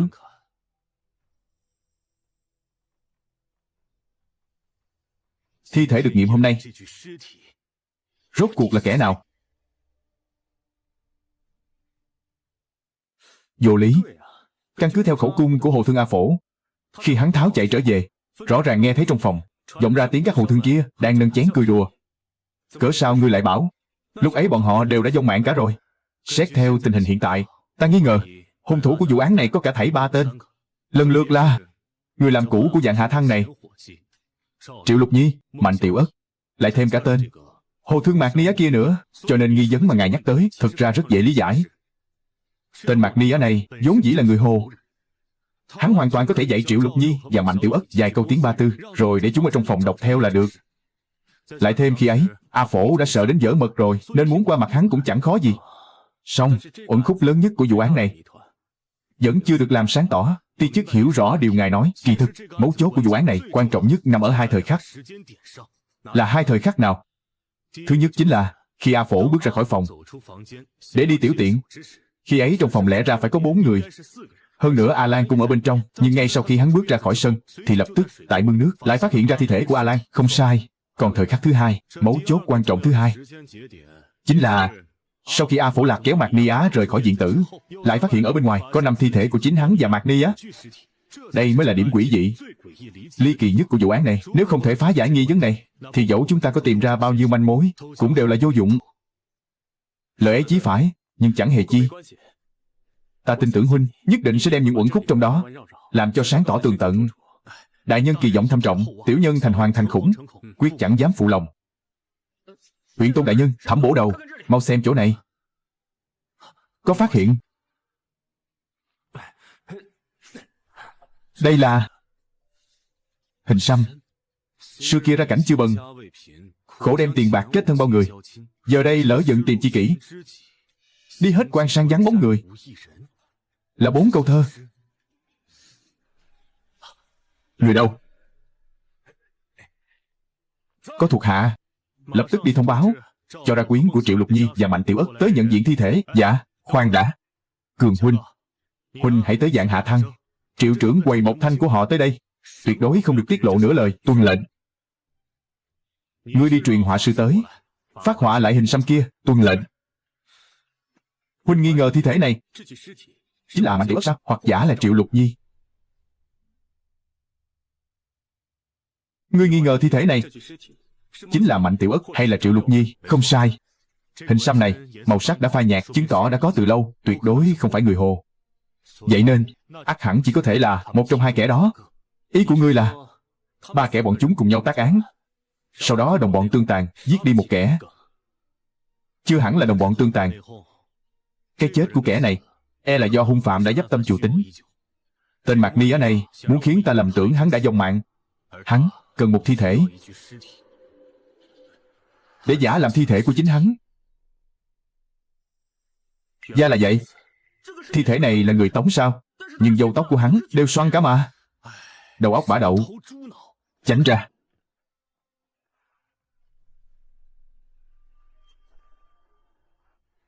Người đại thực trời sinh tóc xoăn. Tóc của bọn họ vốn dĩ đều xoăn từ chân tóc.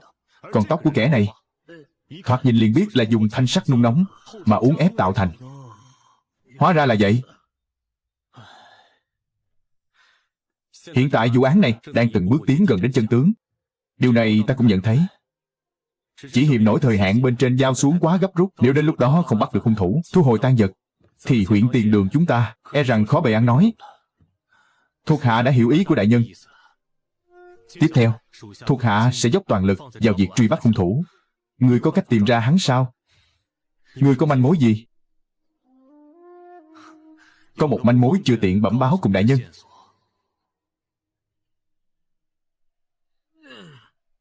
Một đỉnh vàng lớn nhường ấy, quả đúng là từ trên trời rơi xuống. Một mối phú quý rơi trúng vào đầu ta. Vậy mà còn chưa kịp cầm cho nóng tay. Người nói xem, đỉnh vàng đang yên đang lành ấy, sao lại không cánh mà bay chứ?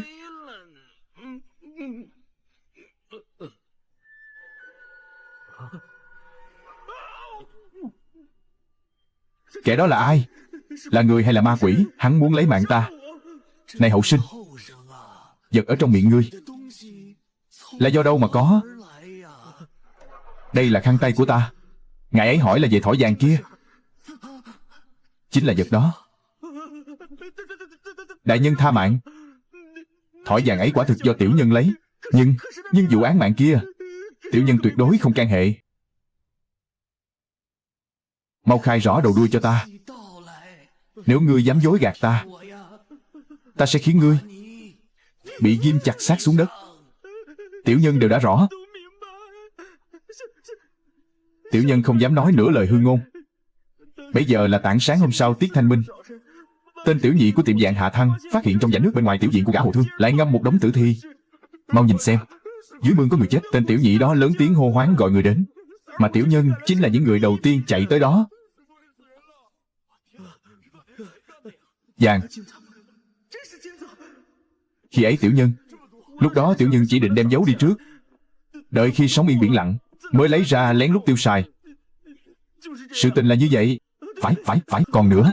Khi ấy quan gia đã tới, tiểu nhân ngỡ rằng mọi chuyện đã êm xuôi.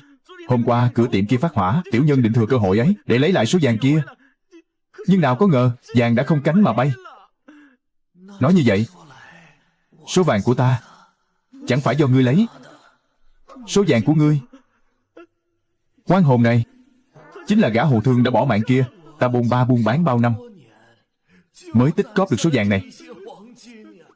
Này nếu mất đi, ta dù chết cũng chẳng thể cam lòng. Chẳng lẽ bóng đen kia thực sự là một oan hồn? Vàng của ta, rốt cuộc ngươi đang ở đâu?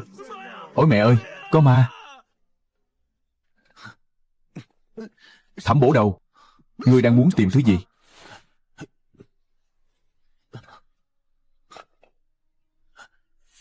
Lên, soi đèn lên.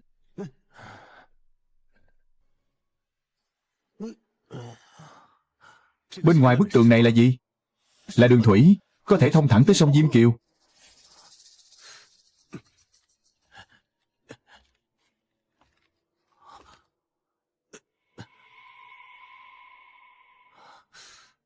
Thì ra là thế. Cây cột này khớp với lỗ hổng trên vách tường chính là chiếc thang mà bọn chúng đã an bài từ trước, dùng để vận chuyển hàng hóa số lượng lớn từ trong viện chuyển xuống thuyền trên sông, lại chẳng kinh động đến bất kỳ ai. Xem ra chính trong lúc vận chuyển, bọn chúng đã đánh rơi một nén vàng, lại vừa khéo bị Trương Ngưu Nhi nhìn thấy. Đợi đến khi bọn chúng vận chuyển xong xuôi, khi rút lui, cốt để che mắt thiên hạ, chúng đã nhổ cây cột ấy lên, dứt vào lùm cây đằng xa. Xong lại chẳng dùng gạch xanh, mà bích lại lỗ hổng trên tường. Thành thử cái lỗ ấy về sau lại trở thành nơi trốn để Trương Ngưu Nhi cất giấu vàng dòng. Nếu chẳng phải nhờ kẻ mặt mũi lấm lét gian tà này, thì ta quả thực khó lòng phát hiện ra lỗ hổng kia. Ý của đại nhân là chính vào đêm Tết Thanh Minh, bên ngoài bức tường này đã neo đậu một chiếc thuyền con.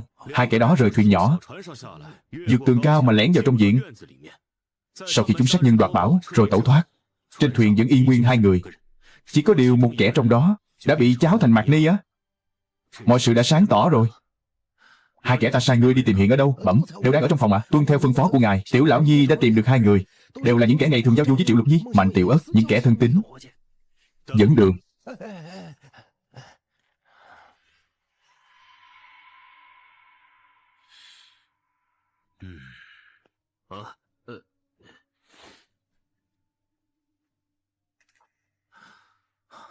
Lại đây, xem vật này, các ngươi có nhận ra chăng? Ồ, đây chẳng phải là hình xăm của Triệu Lục Nhi sao? Năm ngoái vào tiết tam phục nóng bức, ta từng thấy qua khi hắn ở trần.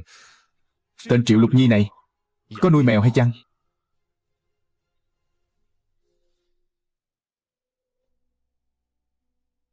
Nay án tình đã phần nào sáng tỏ. Mạc Ni Á dẫn theo hai tên đồng bọn, lợi dụng bậc thềm trên tường lẻn vào sân, giết người đoạt bảo, lại lưu Triệu Lục Nhi ở lại, giả làm thi thể người hồ. Sau cùng, Mạc Ni Á dẫn theo Mạnh Tiểu Ất cùng hàng hóa rong buồm rời bến. Chỉ là hai mốc thời gian kỳ dị kia, rốt cuộc đã được sắp đặt thế nào?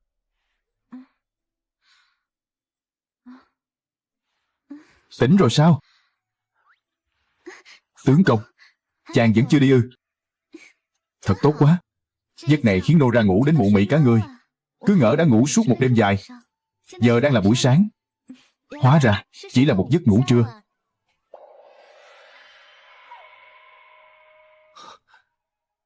Ta hiểu rồi. Ta hiểu rồi. Tướng công, chàng sao vậy? Nương tử, nàng quả thật là phúc tinh của ta. Nàng thật là tài tình. Nàng có biết không? Cô ra, tiểu thư, trưa nay chúng ta dùng món gì đây ạ? Giữa thanh thiên bạch nhật, sao hai người cứ quấn quýt mãi không thôi thế? Này, đợi ngươi lớn lên rồi sẽ hiểu. Chuyện này ấy à, làm gì có lúc nào là đủ. Kìa, tướng công, đêm qua chàng chẳng hề chợp mắt, Trưa nay cũng chẳng nghỉ ngơi, giờ lại muốn xuất môn sao? Nương tử, nàng có hay? Một lời của nàng đã điểm tỉnh ta. Nàng đã lập đại công rồi. Đợi bổn tướng công trở về, sẽ thưởng cho nàng 3 nháy. Chàng thiệt không biết thẹn. Ta chỉ định thưởng nàng đi xem tạp kỹ, xem hát. Nàng lại tưởng là chuyện gì? Chàng đáng ghét. Ta đi đây.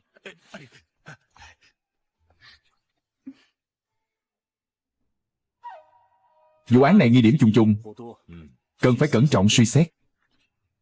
Ái chà, Thẩm Bổ Đầu với bộ dạng này là đi tra án ở chốn nào vậy? Chẳng hay vụ án đã có tiến triển gì chưa? Nhắc đến tiến triển của vụ án, hạn kỳ mà bề trên ấn định chỉ còn lại 4 ngày nữa thôi. Đến lúc đó, Lư đại nhân tất sẽ thất thế. Ngươi tưởng rằng một quyền bổ đầu như ngươi thì có thể hưởng được lợi lộc gì sao? Quả thực là có. Hung phạm thứ tư của vụ án này ta đã tìm ra rồi. Cái gì? Chiếc túi này nhỏ như vậy, làm sao chứa nổi một người? Chẳng lẽ thứ Thẩm Mặc mang về là thủ cấp của hung phạm?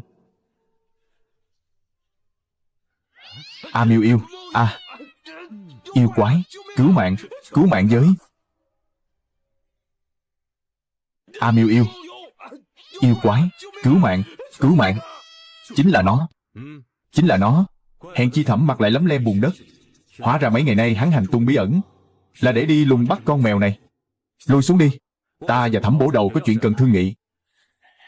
Thẩm Mặc, ngươi dám giở trò với ta? Cứ đợi đấy mà xem.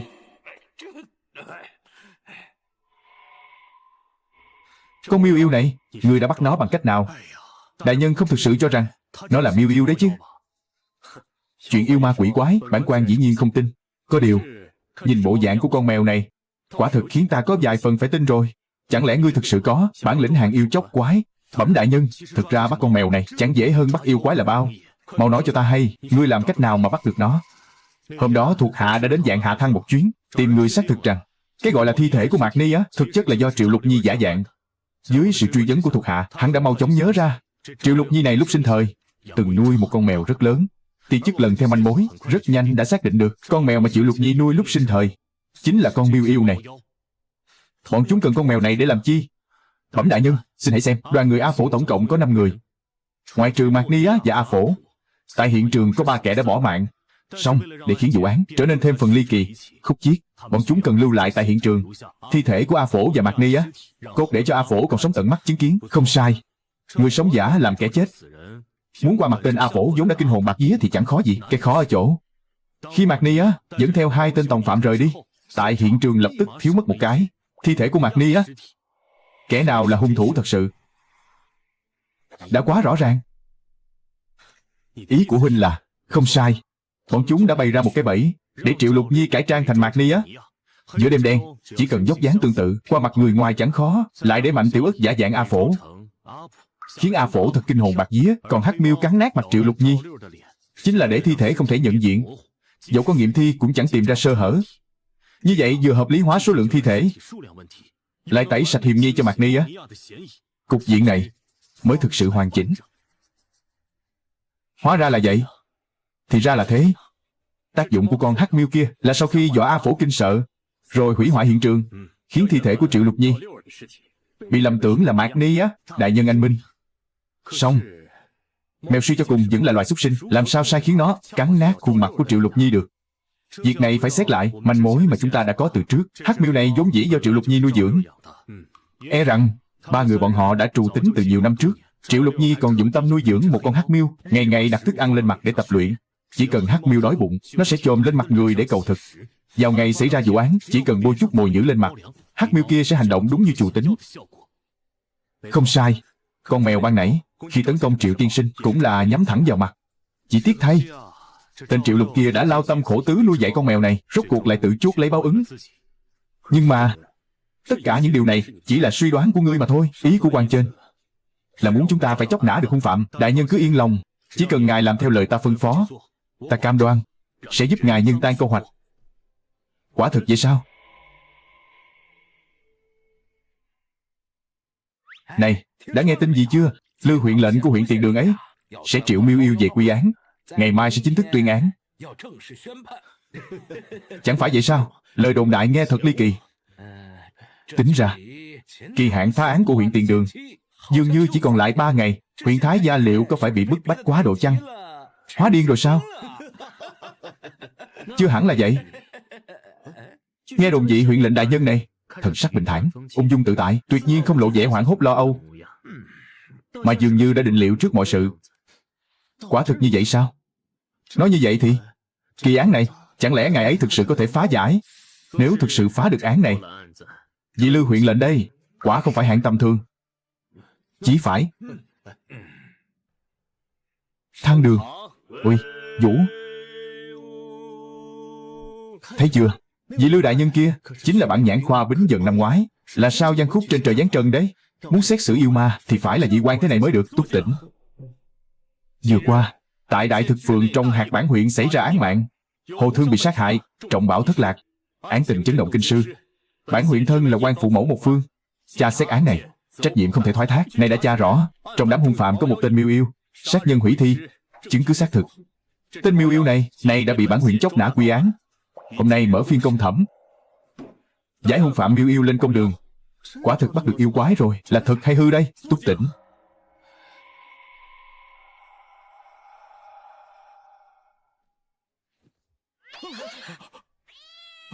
Hồ Thương dưới công đường kia, tên hung phạm này có phải là tên Miêu Yêu gây án hôm đó chăng? Đây chính là nó. Miêu Yêu to gan. Này án tình đã xác thực, nhân chứng đều có mặt. Ngươi có chịu nhận tội hay không? Ngươi hãy nhìn cho kỹ, những thi thể dưới công đường kia có phải do chính tay ngươi sát hại hay không?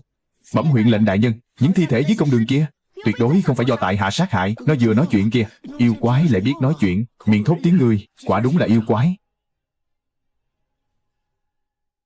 Nó vừa nói chuyện kia, yêu quái lại biết nói tiếng người kìa, miệng thốt tiếng người, đích thị là yêu quái. Ngươi nói những người này không phải do ngươi giết, nhưng nhân chứng đã tận mắt nhìn thấy ngươi đang sâu xé thi thể của Hồ Thương. Ngươi còn dám chối quanh sao? Xin đại nhân dung bẩm, vào lúc xảy ra vụ án, thứ mà tiểu nhân sâu xé vốn không phải là thi thể của Hồ Thương. Cái gì? Ngươi nói đó không phải thi thể Hồ Thương, vậy thì là ai? Thi thể kia là bằng hữu của ta. Quả thực có chuyện này sao? Thả Miêu Yêu khỏi lòng ra, để nó nhận diện thi thể. Đây rõ ràng là thi thể của một gã Hồ Thương. Cớ sao? Nó lại bảo đó là huynh đệ của mình. Phải.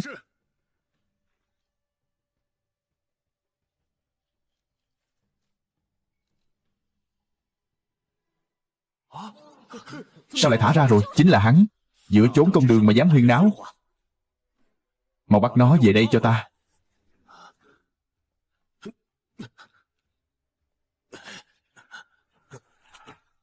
Người đâu? Đem thi thể mà Miêu Yêu vừa nhận diện kia mở ra, khám nghiệm kỹ càng cho ta, xem có phải là Hồ Thương hay không.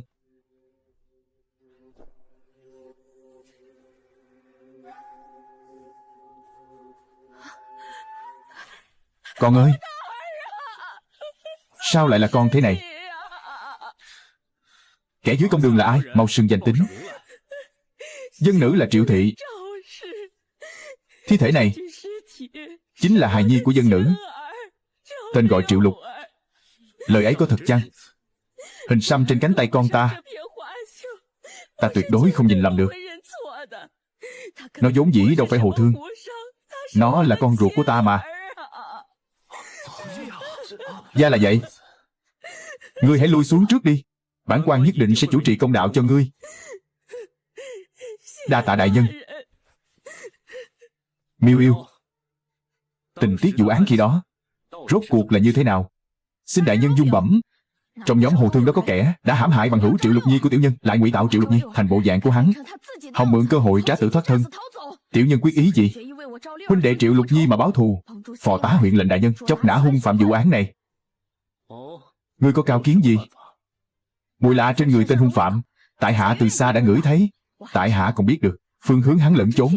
Tiểu nhân nguyện dẫn đường cho đại nhân đi chóc nã hung phạm, báo thù cho huynh đệ. Như vậy rất tốt. Trước mắt án tình phức tạp, vụ án này chưa thể kết liễu. Bản huyện lệnh sai Miêu Yêu này dẫn theo đội bộ khoái lập tức chóc nã trọng phạm. Bãi đường.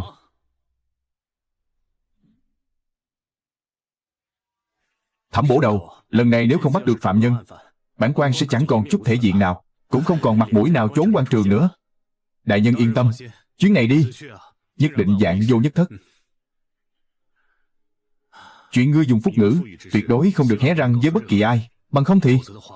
Tiểu nhân đã hiểu. Cầm lấy. Đa tạ đại nhân. Kế tiếp, phải xem bản lĩnh của chúng ta rồi.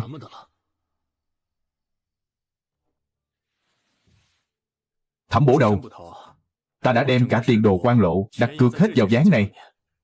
Hôm nay bọn chúng ngộ nhỡ không đi qua đường này thì chúng ta khốn đốn cả đấy. Đại nhân cứ yên tâm, việc ngài thẩm vấn Miêu Yêu vốn dĩ vô cùng ly kỳ. Thời gian 2 ngày đủ để tin tức này lan truyền khắp thành Lâm An. Bọn Mạc Ni Á chắc chắn sẽ hay tin. Một khi chúng hay tin Miêu Yêu kia có thể bắt người thì phản ứng đầu tiên ắt là tẩu thoát. Lời tuy là vậy, nhưng sao ngươi dám quyết chắc chúng sẽ rút qua bến tàu này? Ngài hãy xem, hàng hóa của chúng nặng nề, chỉ có thể xuôi dòng mà đi. Nhưng lúc đêm khuya, từ sông Tiền đường ra thẳng biển lớn, đường lui của chúng vốn chẳng nhiều. Ta này đã hiểu rồi. Bản lĩnh của ngươi thực ra chẳng phải là phá án. Vậy đại nhân hãy nói xem, bản lĩnh của ta rốt cuộc là gì? Ngươi có thể nhìn thấu nhân tâm, soi tỏ tường tận chẳng sót một ai, lại có thể khiến cho người khác trong vô thức mà đặt cược theo ngươi. Hệt như ta lúc này vậy. Mấy ngày nay ta chỉ mãi nghĩ đến việc sau khi phá giải được vụ án này, bản thân sẽ phong quang, vinh hiển nhường nào, lại chưa từng nghĩ đến việc nếu thất bại thì sẽ ra sao. Kẻ tự cho rằng mình còn hậu lộ để lui về, vĩnh viễn chẳng thể làm nên đại sự. Còn nữa, ta chưa từng thua bao giờ. Mỹ nhân à, cho ta hôn thêm một cái nào. Hỏng rồi. Đám Dương Tôn công tử này muốn phóng túng buông thả mà không bị ai hay, thích nhất là tìm đến tử lầu hoang lạc. Nhưng nơi này cách bến tàu cực gần, ngộ nhỡ bọn họ gây ra động tĩnh gì, làm kinh động khiến người ta bỏ chạy thì phải làm sao? Đúng là chỉ biết gây chuyện. Tên khất cái hồi hám ở đâu ra? Mau chóng cút đi. Gia chủ nhà ta đã bao chọn nơi này rồi.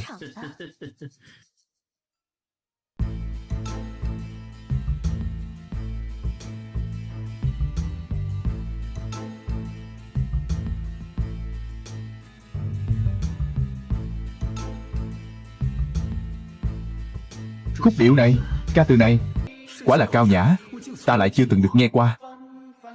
Đã bảo các ngươi mau rời đi, không nghe thấy sao? Nếu làm mất nhã hứng của Chương công tử nhà ta thì coi chừng cái đầu trên cổ các ngươi. Ngươi câm miệng cho ta. Không biết là vị hiền giả nào đang thanh tu tại đây. Đám hạ nhân ăn nói hàm hồ đã mạo phạm đến sự thanh tịnh của quân tử.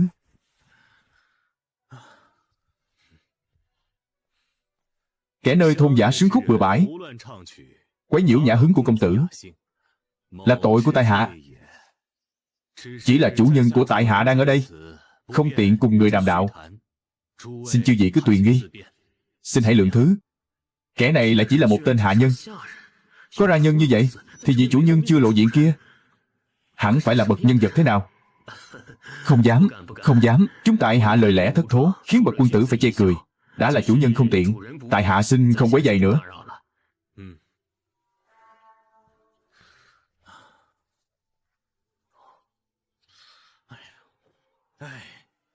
Khá khen cho huynh, Thẩm bổ đầu. Có điều, khúc nhạc này của huynh là học được từ đâu vậy? Tình cờ nghe một lão ngư ông hát mà thôi. Bẩm đại nhân, xin hãy nhìn xem cá của chúng ta phải chăng đã cắn câu. Cái gì? Thuyền nhỏ, chở nặng, 2 mái chèo, chính là nó. Mạc Ni á, Mạnh Tiểu Ất, chính là nó.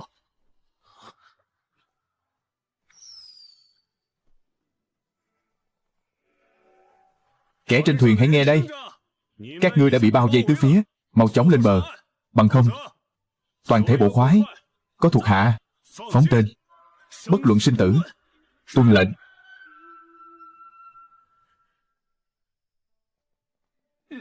Bẩm đại nhân, đã bắt được ngươi. Cớ sao ngươi biết bọn ta sẽ đi qua nơi này? Huyện Tôn đại nhân nhà ta giận trù duy ác, sớm đã liệu định các ngươi sẽ tới. Đám tiểu tặc các ngươi bắt giữ nào có khó chi? Không thể nào. Tuyệt đối không thể. Nếu không nhờ huyện Tôn đại nhân bày mưu để dụ 2 kẻ các ngươi lộ diện, muốn tóm gọn đôi hung phạm các ngươi, chẳng biết phải tốn bao nhiêu công sức. Mọi sự sớm đã nằm trong sự liệu định của huyện Tôn đại nhân. Lời này e là có phần khoa trương rồi. Hóa ra các ngươi đã tường tận mọi lẽ.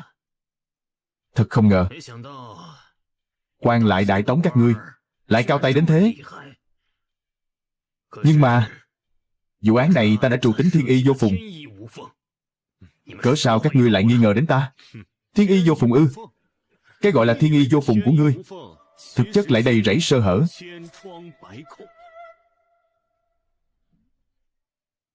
Ta không tin. Ta đã dày công bày bố bấy lâu nay, lẽ nào lại nhiều kẽ hở đến thế? Được lắm. Vậy để ta phân giải cho các ngươi nghe, cũng để các ngươi hết đường vọng tưởng. Ban đầu, ngay lúc hoàng hôn vừa buông, chỉ trong khoảnh khắc trước khi màn đêm bao trùm, các ngươi đã hoàn tất việc giết người cháo xác. Điều này quả thực đã khiến ta trăn trở một hồi. Có điều, ta sớm đã thấu rõ thủ đoạn giở trò của các ngươi. Ngươi ăn nói hàm hồ, sao ngươi có thể biết được? Việc này có gì là kỳ lạ? Các ngươi chẳng qua là dùng dược vật, lợi dụng thói quen thường tình, đánh cắp đi một ngày trời. Thời gian đơn giản thôi. Ngày 29 tháng 2 năm ấy, các ngươi vừa mới lên bờ, người ngựa đều mệt mỏi rã rời, sức cùng lực kiệt. Ngươi liền lén bỏ vào thức ăn nước uống, đã lén bỏ thuốc an thần. Nào, mời dùng trà. Nào, huynh đệ, mời.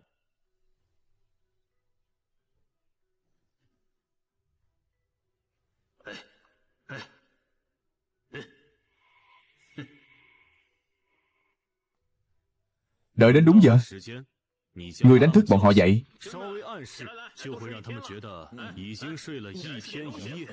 Nhưng kỳ thực, bọn họ chỉ mới ngủ được một buổi sáng mà thôi. Ngươi đã lợi dụng sự sai lệch thời gian của ngày hôm đó. 3 ngày sau, lại hạ dược tất cả mọi người lần nữa. Mời dùng. Đợi A Phổ vừa bước ra khỏi cửa, tất cả đều ngất lịm đi, kể cả A Phổ đang ở ngoài cửa.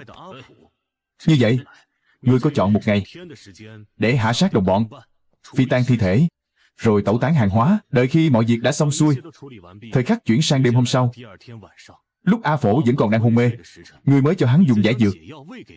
Thậm chí khi ấy, ngươi vẫn luôn túc trực bên cạnh hắn, tận mắt chứng kiến hắn từ từ tỉnh lại.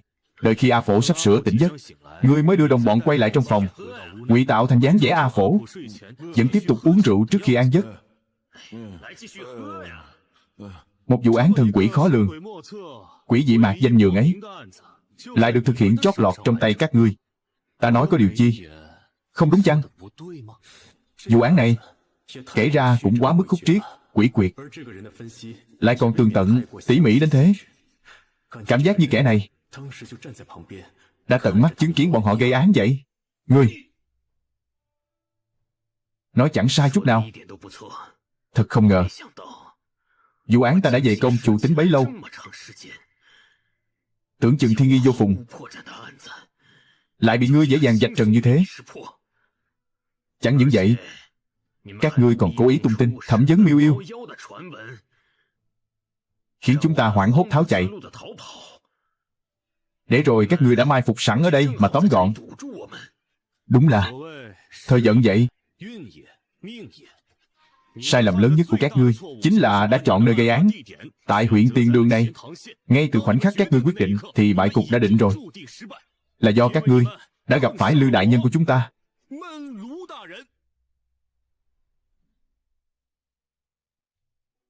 Quả thật khiến tại hạ được mở mang tầm mắt. Án tình quỷ quyệt nhường ấy, vậy mà vào tay Lư huyện lệnh lại được phá giải tường tận, không sai một ly. Lư huyện lệnh quả nải thần nhân. Tại hạ hình bộ lang trung Trương Thiên Như xin cam bái hạ phong. Đâu dám. Này, án tình đã rõ như ban ngày, nhân tang đều đã bắt được, còn không mau nhận tội. Thôi vậy. Đao pháp thật nhanh. Trời đất, thứ trong tay cái này rốt cuộc là vật gì cứng rắn đến thế? Ta muốn ngươi phải chết.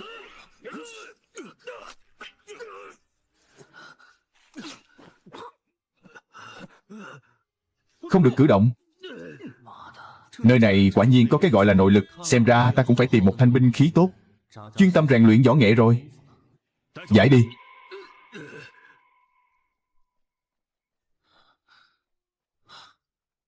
Lư đại nhân, thuộc hạ xin phép áp giải phạm nhân về trước, cứu chữa cho người bị thương. Còn số tang vật trên thuyền ta cũng cho chuyển về huyện nha. Tiền Đường trước đã.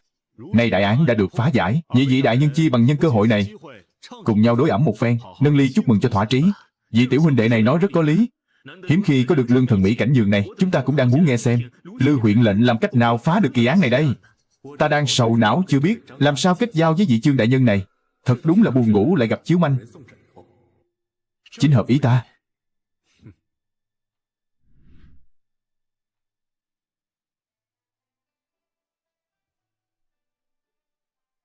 Bẩm đại nhân, Thẩm Mặc cầu kiến. Cho truyền giao. Dân.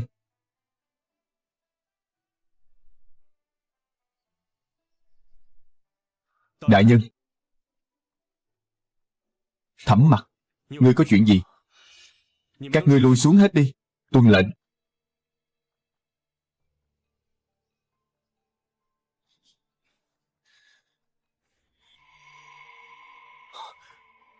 Đây chẳng ngờ toàn là bảo vật của Hồ Thương. Thứ này, ngươi lấy từ đâu ra?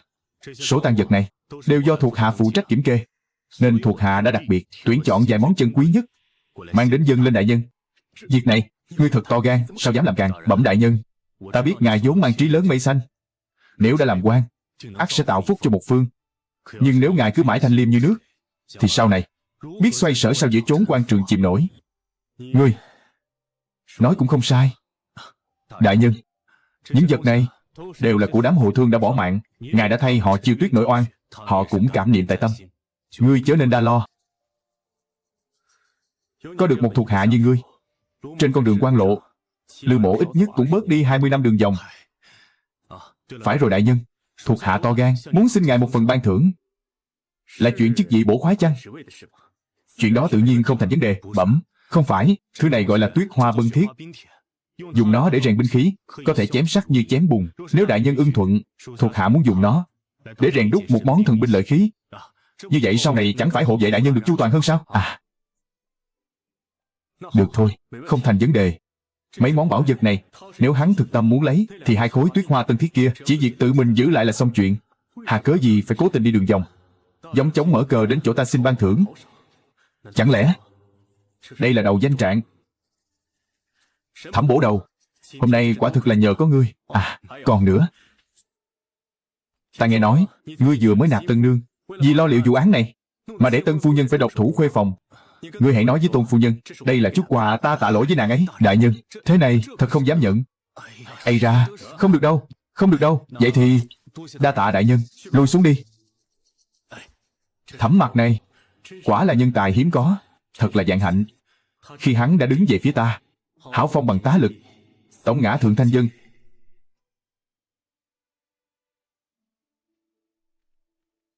Thưa tiểu thư, tất cả đều ở đây.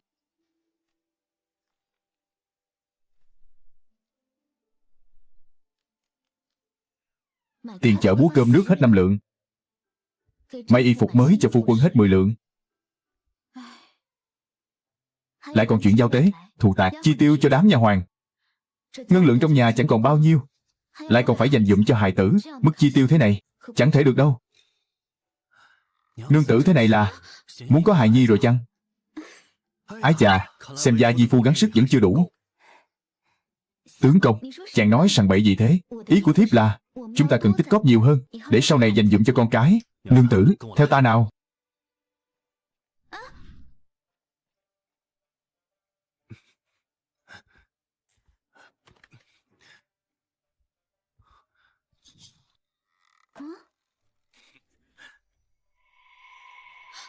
Chân châu vàng. Ta, trời đất ơi!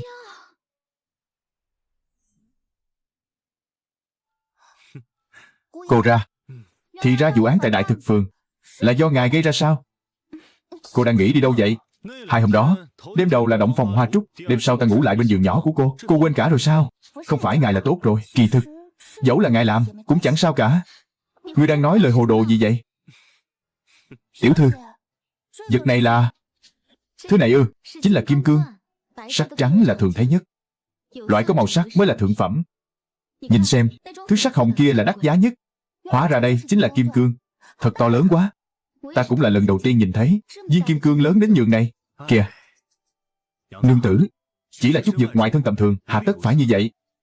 Lại còn bảo là vật ngoài thân sao? Đây chính là bảo vật đấy. Thế gian này duy chỉ có nương tử mới là bảo vật trong lòng ta. Tài dỗ ngọt của tướng công hiện giờ quả là ngày càng lợi hại. Nương tử, bản lĩnh này của ta chẳng phải nàng đều đã từng thấy qua rồi sao? Hai người các người thật khiến người ta ngán ngẩm. Tướng công, tất cả những chuyện này tựa hồ như một giấc chiêm bao. Vậy thế này cũng giống là mơ sao?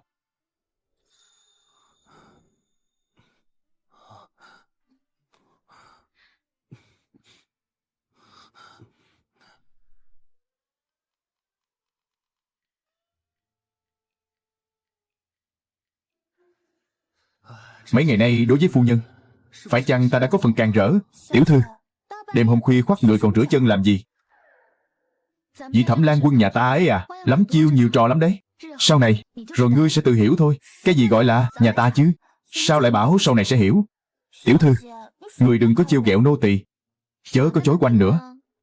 Hôm ấy, là ai cầm y phục mà Thẩm Lan Quân vừa thay, kề sát mũi mà ngửi, bị ta bắt quả tang tại trận đây. Nô tỳ chỉ là ngửi xem y phục có bị thấm mồ hôi hay không, xem thử có cần đem đi giặt rũ thôi. Tiểu thư, người oan uổng cho nô tỳ quá. Cô ra, tiểu phu à, đang hờn dỗi với ai thế? Nào có đâu ạ. Cuộc sống tại Nam Tống này quả thực thú vị vô cùng. Thiếu gia, nguy to rồi. Thẩm bổ đầu, Sùng Phúc hậu phủ xảy ra biến cố rồi. Lư huyện lệnh hiện đang ở đó, lệnh cho ngài lập tức tới đó ngay. Sùng Phúc hậu phủ. Sùng Phúc hậu Dương Tuấn, phủ hậu ra xảy ra chuyện. Chuyến này e là rắc rối to rồi.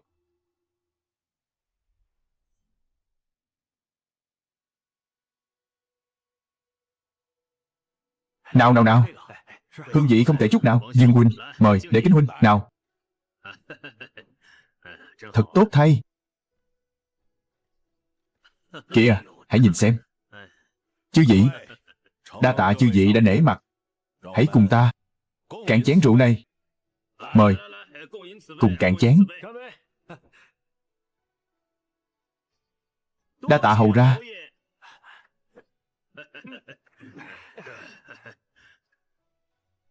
An tọa.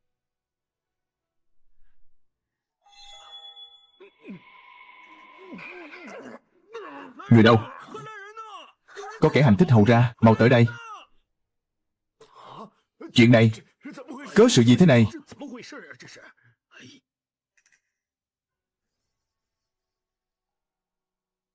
Huyết sắc khác thường, e là do bị kẻ gian hạ độc.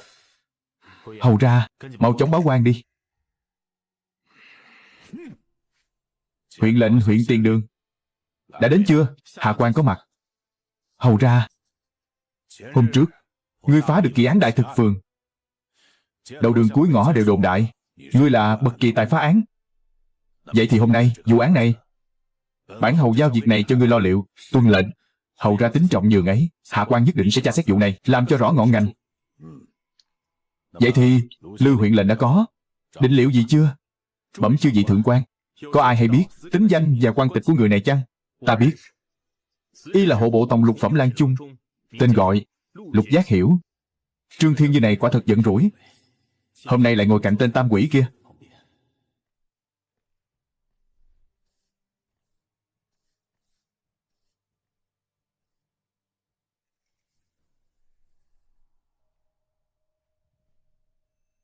Loại kịch độc này xem ra phát tác vô cùng dữ dội, cho nên rất có khả năng hung thủ vừa mới hạ độc, thậm chí giờ phút này vẫn còn đang ở trong sảnh.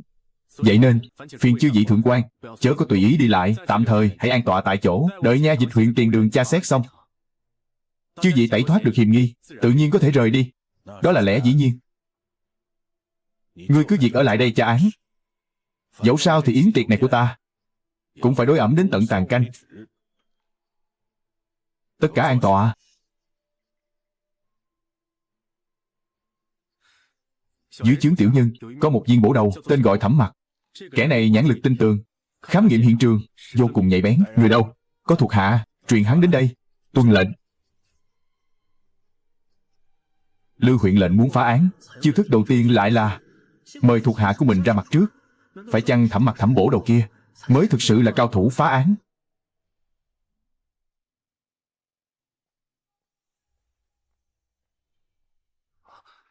Bái kiến hầu ra, tham kiến chư vị đại nhân.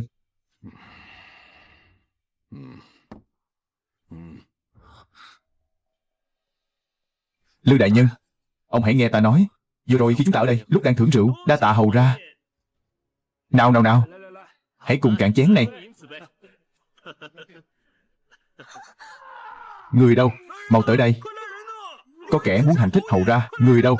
Mau hộ giá.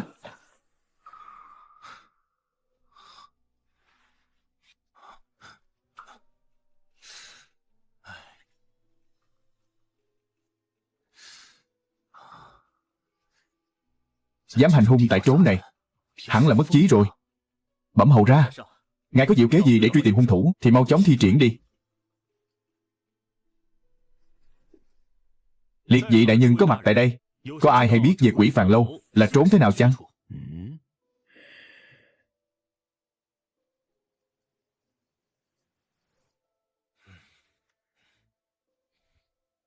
Trương đại nhân, hạnh ngộ. Ta cũng liệu được, người đầu tiên ngài hỏi tất sẽ là ta. Ngài cứ việc hỏi, ta ắt chi vô bất ngôn. Trương đại nhân quá lời rồi, ngài là người ngồi gần người quá cố nhất, nên tại hạ muốn thỉnh giáo đôi điều. Vào lúc án mạng xảy ra, trước khi người quá cố uống ly rượu độc này, sự tình đã diễn ra thế nào? Khi án mạng xảy ra, chúng tôi đều không có động tĩnh gì. Màn trình diễn của Phượng Ca Vũ vừa mới dứt, hầu ra liền lệnh cho Ái Cơ hiến vũ một khúc. Nhưng Ái Cơ còn chưa kịp thượng đài, chỉ có hầu ra nâng ly mời chư vị một chén. Chư vị, đa tạ các vị đã nể mặt, xin mời cùng cạn chén này. Mời. Đa tạ hầu ra. Vừa mới uống xong, vị đại nhân này liền xảy ra chuyện. Còn gì nữa? Còn nữa, rượu của tất cả mọi người tại đây đều do tỳ nữ trong Dương phủ rót. Thật hoang đường hết sức. Các hạ là? Tại hạ là khách khanh của Dương phủ, Ngũ Phượng Đình. Theo lời quý huyện, chẳng lẽ thị nữ trong Dương phủ lại ra tay với Lục Giác Hiểu hạ độc y hay sao? Ta chưa từng khẳng định thị nữ này hạ độc, chỉ là thẩm vấn theo lệ thường. Vị đại nhân đây, cớ sao lại tỏ thái độ như vậy? Chuyện thị nữ hạ độc, nghe qua đã thấy vô lý cùng cực. Ngũ đại nhân thật cao kiến, xin nguyện nghe tường tận. Khi thị nữ rót rượu, ai nấy cũng đều sẽ bất giác nhìn vào chén rượu của mình. Âu cũng là nhân chi thường tình. Dưới tình cảnh ấy, nàng ta há có thể bỏ độc một cách ngang nhiên vào trong chén rượu? Phải lắm. Lời Ngũ đại nhân nói quả nhiên là vậy.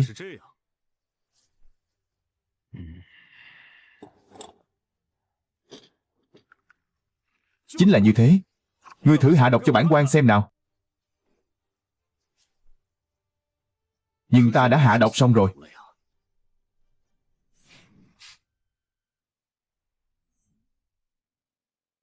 Ta thực sự đã hạ độc xong rồi.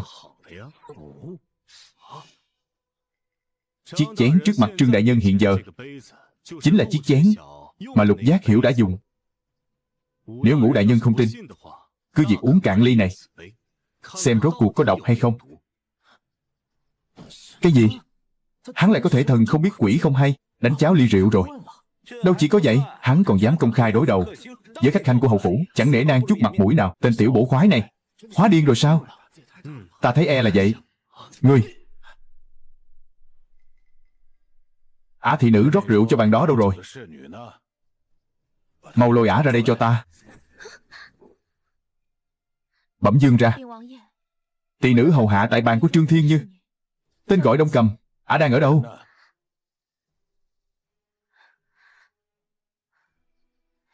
Hồi bẩm dương gia, Đông Cầm đã biến mất rồi. Cái gì? Một lũ phế vật. Tất cả đi tìm ngay cho ta. Tuân lệnh.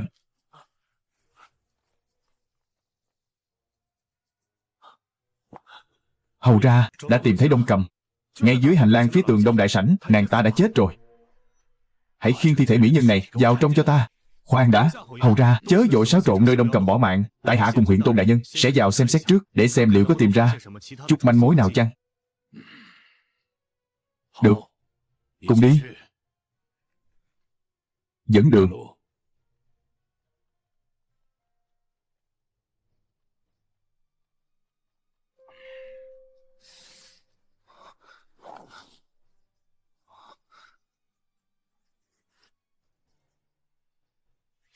Đây là kiếm thương. Nhất kiếm phong hầu. Kẻ ra tay là một cao thủ dùng kiếm.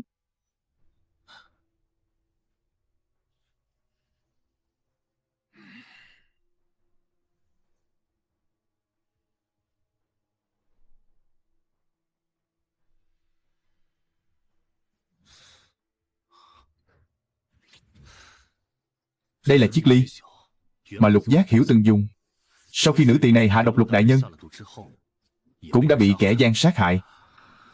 Như thế, hiểm nghi của các tân khách có mặt tại đây cũng đều được rửa sạch. Ồ, hạ cớ gì lại nói vậy?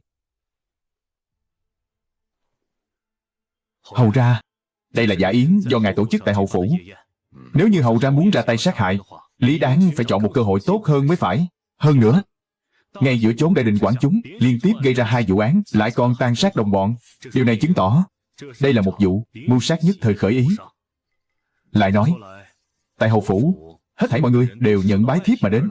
Bọn chúng hẳn sẽ không lâm trận khi chưa chuẩn bị. Nói rất phải. Còn điểm thứ 3 chính là Quỷ Phàn Lâu này. Nếu tìm ra được nơi này, vậy thì chúng ta cách chân tướng chẳng còn xa nữa. Thẩm Mặc này chỉ dăm 3 câu đã gột sạch hiểm nghi cho ta và bá quan có mặt tại trường. Quả thực không tầm thường. Đã vậy, ngươi cứ an tâm đi tra xét. Nhược bằng cần tương trợ điều chi, cứ việc đến tìm ta. Được hầu ra tín trọng, tại hạ cảm kích khôn cùng.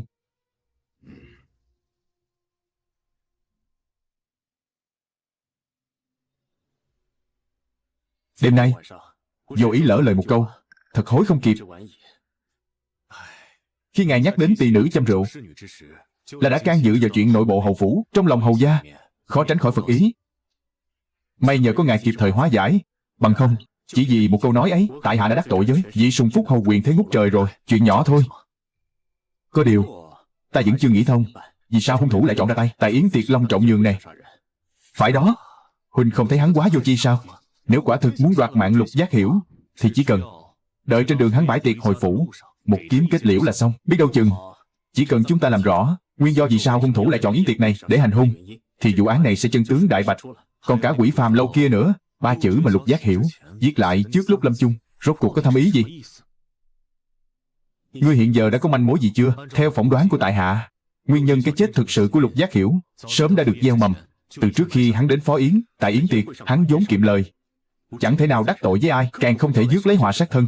Vậy nên, những gì Lục Giác Hiểu đã trải qua trước lúc chết, bao gồm các công vụ lẫn tư sự, cùng những kẻ mà hắn đã gặp gỡ, lại trở thành manh mối then chốt của vụ án này. Không ngờ ngươi lại suy tính sâu xa đến vậy. Nhưng ban nãy tại hầu phủ, tuyệt nhiên không thấy ngươi nhắc đến nửa lời. Đại nhân, ngài chớ quên rằng, ta chỉ nói hung thủ chẳng phải là hầu ra hay các vị tân khách, nhưng ta chưa từng nói kẻ thủ ác không lẫn trốn trong hầu phủ. Nơi đó tai mắt hỗn tạp.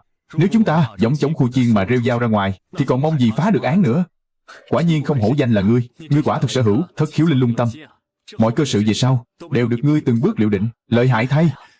Thuộc hạ dẫu có bản lĩnh, cũng nhờ đại nhân dung trồng mà nên. Vậy thất khiếu linh lung tâm ấy của ngươi, liệu có đoán ra rằng đêm nay ngươi sẽ tán mạng tại trốn này chăng? Mau! Với kiếm pháp của ta, lấy mạng hai ngươi dễ như trở bàn tay. Ngươi không sợ sao? Tuyệt kỹ nhất kiếm phong hầu của Tôn giá, Thẩm mỗ đã sớm được lĩnh giáo. Song Thẩm mỗ cũng sớm có ý muốn so tài cùng anh hùng thiên hạ. Hôm nay gặp được cao thủ kiếm đạo mà chảm sát, há chẳng phải thống khoái lắm sao? Các hạ dường như đã sớm biết ta sẽ tới. Khi ta cùng Lư đại nhân phân tích án tình, tuy chưa rõ hung thủ là kẻ nào, nhưng có một điều có thể khẳng định, đó chính là tên hung thủ này nhất định từ đầu đến cuối đều ẩn mình ngay tại đại sảnh hầu phủ. Thì đã sao? Hung thủ luôn muốn diệt trừ hậu họa. Biết được hai ta tại hiện trường đã thụ lý án này, hắn ắt sẽ không buông tha cho chúng ta.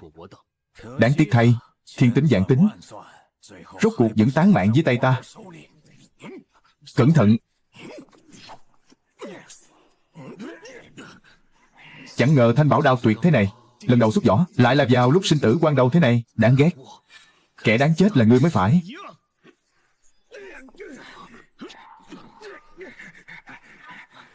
Người đâu? Xông lên cho ta!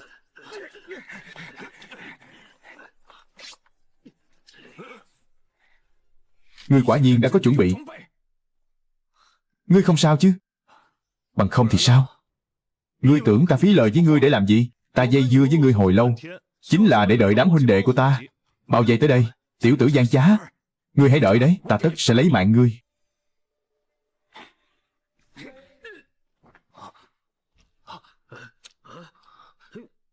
Người đâu rồi? Thất bại trong gang tấc, rốt cuộc vẫn để hắn chạy thoát.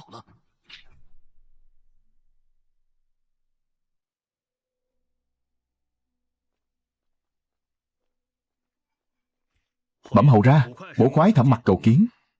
Tham kiến hầu ra, tiểu nhân đặc biệt đến để bẩm báo. Đêm qua trên đường trở về, chúng ta quả nhiên đã chạm trán chân hung. Ồ, đã bắt được chưa? Kẻ đó thủ đoạn vô cùng lợi hại, khinh công tuyệt thế. Bổ khoái huyện Tiền Đường tổn thất nặng nề, vậy mà chẳng chạm nổi một ngón tay của hắn. Thuộc hạ nhất thời không biết phải định liệu ra sao. Đi, truyền thị vệ trưởng đến đây. Rõ. Xét theo lý, vụ án này xảy ra tại Tệ Phủ. Bản hầu quả thực không tiện phái người can dự điều tra. Có điều, tham kiến hầu ra. Giang Thành à, bấy lâu nay ngươi đã vất vả rồi. Thế này đi, bản hầu cho phép ngươi nghỉ ngơi vài ngày, ra ngoài giao du với lớp hậu sinh một chút. Ta thấy vị Thẩm bổ đầu đây, quả là tuổi trẻ tài cao. Hóa ra dụng ý là vậy. Hầu ra tâm tư cẩn mật, thủ pháp tinh tường, quả không hổ danh là người xuất thân từ trốn quan hoạn thế gia. Thuộc hạ đã rõ. Vậy chúng thuộc hạ xin cáo lui trước. Được, lui xuống đi.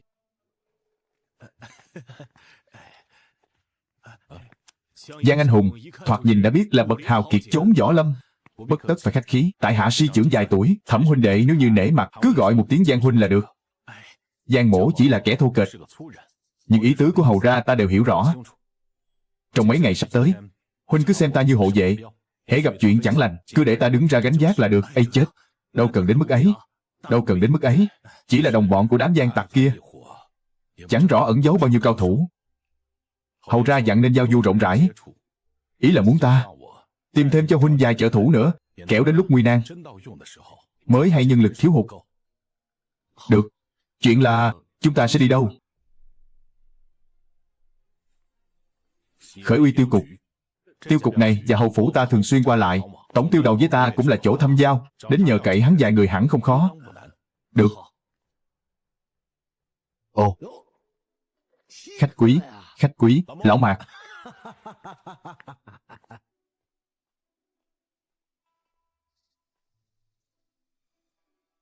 Vị này là tổng tiêu đầu của Khởi Uy, Mạc Đại Thông. Còn vị này là Thẩm Mặc của huyện Tiền Đường, Thẩm bổ đầu. Thẩm bổ đầu, hân hạnh, hân hạnh, hân hạnh. Ngọn gió nào đưa huynh tới đây thế? Phải chăng là vì vụ án đêm qua? Cái lão già này, tin tức cũng linh thông thật. Vụ án này thập phần hung hiểm. Ta đến đây là muốn mượn lão vài người để sai phái. Chuyện này dễ nói.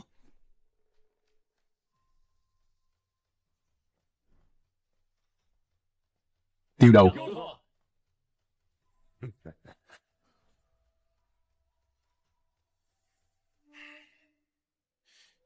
Loại án này nếu tiếp tục tra xét, 10 phần là sẽ đổ máu, án mạng khó tránh.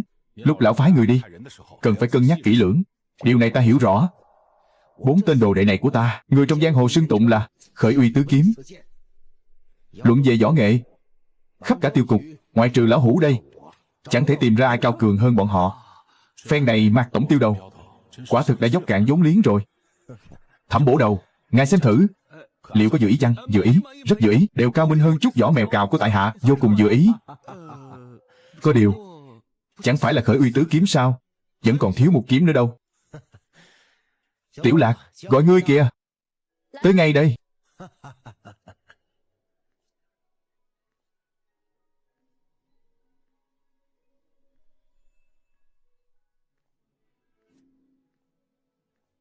Chà, mỹ nhân ra ngâm này, đôi chân thật tuyệt mỹ làm sao? Không ngờ tại Đại Tống này lại có bậc diêu vật thế kia. Chà, ơi, để chư vị chê cười rồi. Đây là tiểu nữ nhà tại hạ, Phi Hoa kiếm mạc Tiểu Lạc. Tuy dung mạo có phần thô kệch nhưng cũng coi là ngoan ngoãn. Nếu có chỗ nào thất lễ, kính mong Thẩm bổ đầu tận tình chỉ giáo. Ấy, chớ, tại hạ nào dám nhận hai chữ chỉ giáo. Không sao, dung mạo thô kệch chút cũng chẳng ngại, miễn biết nghe lời là được. Có điều, Mạc lão anh hùng, giang hồ hiểm ác, cớ sao ngài lại để lệnh ái xuất đầu lộ diện? Đều là nhi nữ giang hồ, đã quen chém giết giữa chốn huyết hải tanh nồng, nào có gì là không thỏa đáng. Huống hồ tiểu nữ nhà lão dáng vẻ tự hắc thiết tháp vậy. Thẩm bổ đầu, ngài cứ coi nó như nam tử mà sai bảo là được. Được, đa tạ Mạc lão anh hùng. Cô nương xinh đẹp nhường này, ở thời Tống lại chẳng có ai thưởng thức. Ông trời quả thật hậu đãi ta.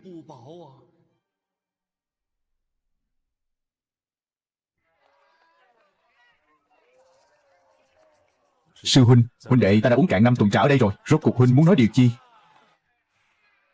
Chớ vội.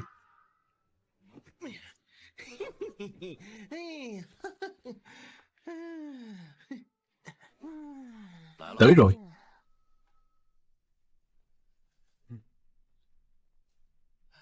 Này, tiểu nương tử, theo tam gia ta về phủ mua vui một phen. Nàng thấy sao? Ngươi là kẻ nào? Tam nhi, chuyện gì? Ngươi muốn làm gì?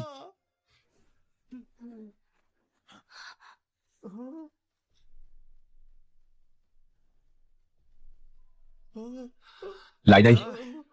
Ta hỏi ngươi một câu, nếu không khai thật, huynh đệ bọn ta mỗi người sẽ cho ngươi một đao. Đã nghe rõ chưa? Đại ca, xin đừng làm vậy. Ngài cứ hỏi, ta nhất định chi vô bất ngôn, ngôn vô bất tận. Có biết Quỷ Phàn Lâu không? Bẩm biết. Biết. Vậy thì dễ liệu rồi. Lại đây. Nói đi. Tên Thẩm mặt này từ bao giờ lại có nhiều dây cánh đến thế? Quỷ Phàn Lâu là trốn ô uế, các ngươi không hay biết cũng là lẽ thường. Nơi đó vị trí hẻo lánh, địa thế ẩn khuất, thường là nơi bọn buôn người, đạo trích lộng hành, chung quy là chốn vô pháp vô thiên. Không ngờ tại thành Lâm An lại tồn tại một nơi như vậy. Nhưng cớ sao lại chọn Quỷ Phàn Lâu? Bởi chốn ấy giam giữ không ít nữ nhân bị bắt cóc. Đôi khi bọn chúng cũng hành nghề kỹ viện buôn hương bán phấn. Về sau thanh thế ngày một lớn, liền có kẻ tự ví nơi này với Phàn Lâu, thanh lâu đệ nhất thành Lâm An, nên mới có cái tên Quỷ Phàn Lâu. Ngươi có biết đường đến trốn ấy chăng? Biết, tiểu nhân biết. Vẽ lại đi.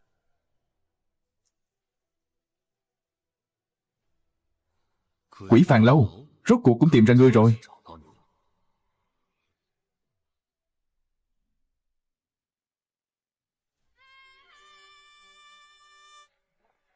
Mời các vị đại gia ghé mắt xem qua. Á này không tệ, ta vẫn chưa say. Vị đại gia này xin hãy làm phước, bố thí cho chút ngân lượng đi ạ. Nơi này quả thực hẻo lánh, vừa hoang vu lại vừa tồi tàn. Sao huynh có thể chắc chắn rằng tên Mạnh Tam kia nhất định biết về Quỷ Phàn Lâu chứ? Trước đó tại hầu phủ ta đã từng dò hỏi, nhưng các vị quan lại đều chẳng ai hay biết. Vậy thì dễ hiểu thôi. Trên đời này, ngoài những chuyện thanh cao tao nhã, thì chỉ còn lại những mánh khóe của đám hạ lưu. Mời quan khách ghé xem. Huynh định liệu tính thế nào? Chẳng lẽ cứ lần lượt tra hỏi thế này sao? Việc ấy không cần thiết. Phàm là những chốn thế này, ắt sẽ có kẻ cầm đầu. Cổ nhân có câu đánh rắn phải đánh dập đầu. Muốn thành đại sự, chỉ cần tìm ra thủ lĩnh của chúng là được. Chí lý. Giang anh hùng, làm phiền huynh rồi.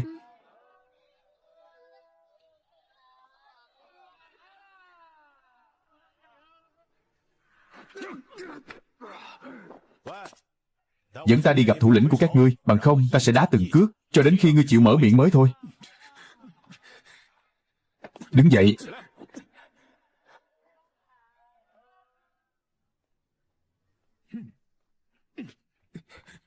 Hảo hán tha mạng, chính là nơi này. Cút đi. Vào đi. Xưng hô thế nào đây? Cứ gọi ta là lão cán tử. Bổ đầu huyện Tiền Đường, Thẩm Mặc.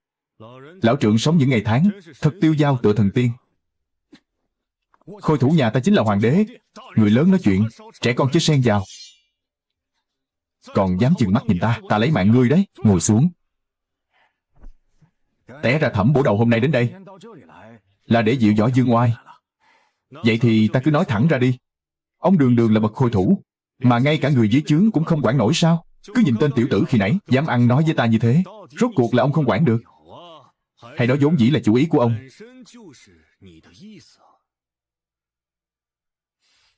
Thẩm Bổ Đầu, hôm nay ngài đến đây rốt cuộc là vì chuyện gì?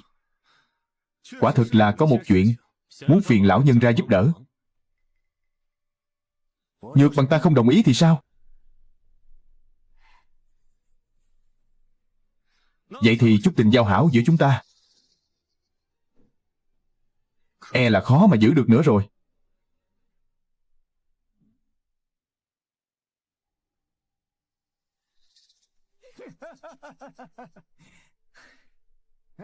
Người đời thường nói xưa nay anh hùng xuất thiếu niên. Lời ấy quả nhiên không sai. Quả là một Thẩm mặt, hảo một đấng thiếu niên anh hùng. Thẩm huynh đúng là bậc hào kiệt. Người bạn này ta kết giao định rồi. Được, rất thức thời.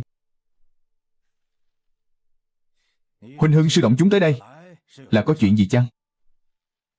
Có một vụ án liên quan đến Quỷ Phàn Lâu, phiền huynh cho thủ hạ nhận diện, xem kẻ này gần đây có lai vãng quanh Quỷ Phàn Lâu hay không.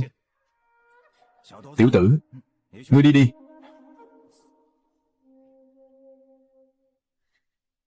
Thẩm Bổ Đầu, mấy vị bằng hữu đi cùng ngài đấy, xem ra đều có khí độ bất phàm, cớ sao không giới thiệu để lão hủ được tường mặt? Được thôi. Vị này là trưởng quan phủ Sùng Phúc Hầu, Giang Thành, cùng thiên kim của trưởng môn Khởi Uy Tiêu Cục, Mạc Tiểu Lạc. Ái chà, Quỷ Phàn Lâu này, đã lâu ta không ghé qua, lại xuất hiện nhiều gương mặt mới lạ thế này. Khôi thủ đã tìm thấy rồi. Lão cán tử, đa tạ tương trợ. Thẩm mỗ sau này tất có hậu báo. Ây, chi bằng sau này ngươi bớt lui tới vài lần, coi như là báo đáp ta rồi. Được chăng? Bớt hay không còn tùy vào biểu hiện của ngươi. Đi theo ta.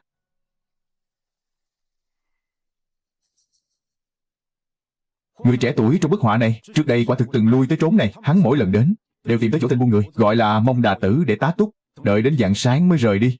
Hắn ước chừng bao lâu lại đến một lần? Cứ cách 10 ngày lại đến một lần, đều đặn vô cùng.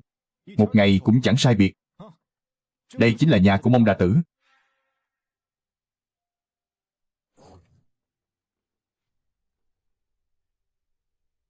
Lục Giác Hiểu đường đường là một quan viên tòng lục phẩm, thành lâu kỹ quán khắp thành Lâm An. Chốn nào mà hắn chẳng thể lui tới. Hà cớ gì?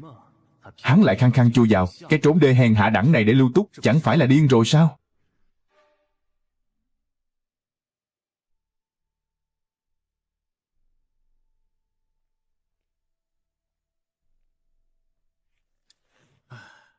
Không có ai ư?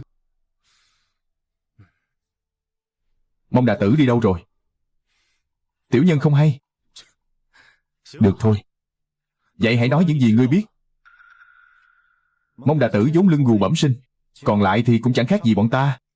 Hắn chuyên hành nghề buôn bán nhân khẩu, lại thường ép nữ nhân làm cái nghề buôn hương bán phấn. Ước chừng nửa năm về trước, hắn bắt về một nữ tử. Kể từ dạo ấy, nam nhân trong bức họa này thường xuyên lui tới. Nữ tử kia dung mạo ra sao? Điều này tiểu nhân thực không hay. Chốn này không có lệ qua lại thăm hỏi. Ngài nghĩ mà xem, nếu là kẻ khác vô cớ xông vào tư ra của huynh, chẳng phải huynh đã thẳng tay một đao kết liễu hắn rồi sao?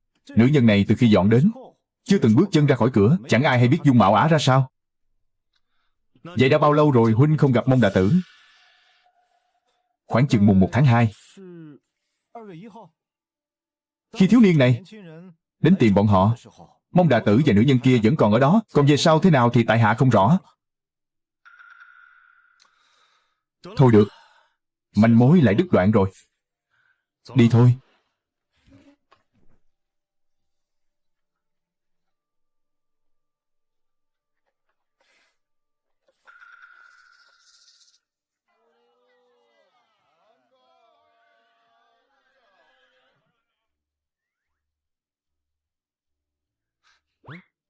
Mau lấy ra đi. Còn định giả vờ sao? Tất nhiên là thứ giấu trong hài của ngươi. Phải đó, chúng ta đều đã thấy ngươi lén giấu vật gì đó, còn không mau lên. Được thôi, Hóa ra là chút hành động lén lút của ta đều không qua mắt được các vị.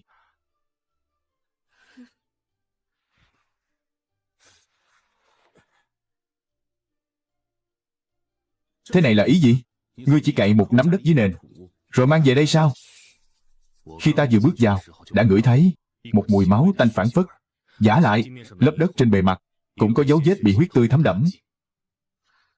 Song do trời tối, ta không dám chắc, đành mượn cớ chỉnh lại hài, lén lấy một mẫu đất mang về. Ngươi không thấy xú uế sao?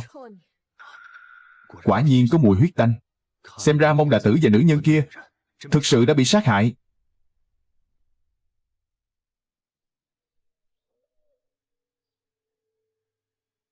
Khi các ngươi trở về, liệu có kẻ nào bám theo chăng? Tuyệt nhiên không có. Vậy thì tốt. Trước là thị nữ hạ độc Đông Cầm. Chúng ta vừa mới thụ lý vụ án. Rốt cuộc đến nhà của Mông Đà Tử, nơi hắn thường lui tới lúc sinh thời, cũng đã bị phi tan sạch sẽ. Vụ án này quả thực là một chút manh mối cũng chẳng lưu lại cho chúng ta. Hung thủ kia gấp rút muốn che giấu chân tướng sự việc như vậy. Ta e rằng nội tình bên trong nhất định không chỉ đơn thuần là một vụ án mạng giản đơn như thế. Nói như vậy, manh mối từ phía Mông Đà Tử cũng đã đứt đoạn. Chúng ta còn biết bắt đầu tra xét từ đâu? Tất nhiên là Lục Giác Hiểu. Hồ sơ của quan lại lục phẩm. Xem ra chỉ còn cách đến tìm Hầu Ra lần nữa.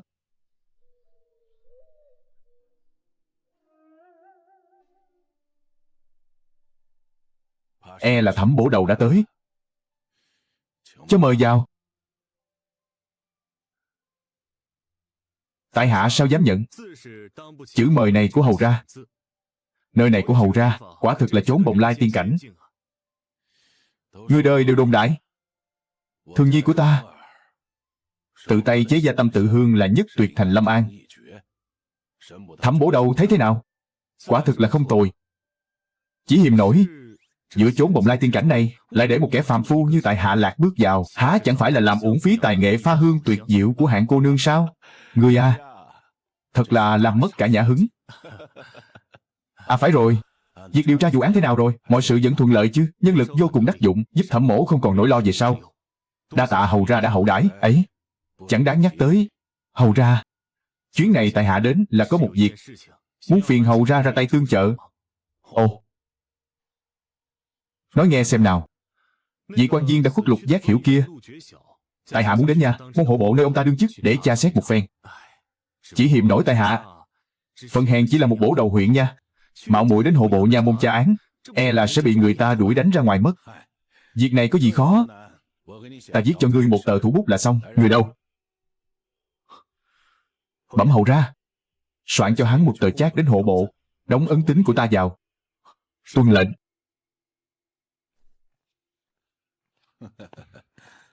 Chúng ta phải giao ước trước đã.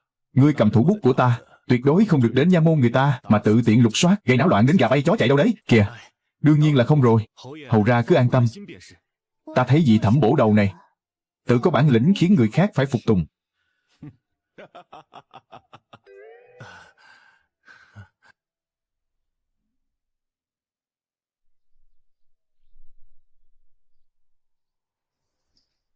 Mời. Lục huynh lúc sinh thời không gia đình thê thất nên cùng vài vị quan viên cùng ngủ tại nơi này. Đây chính là phòng của Lục huynh.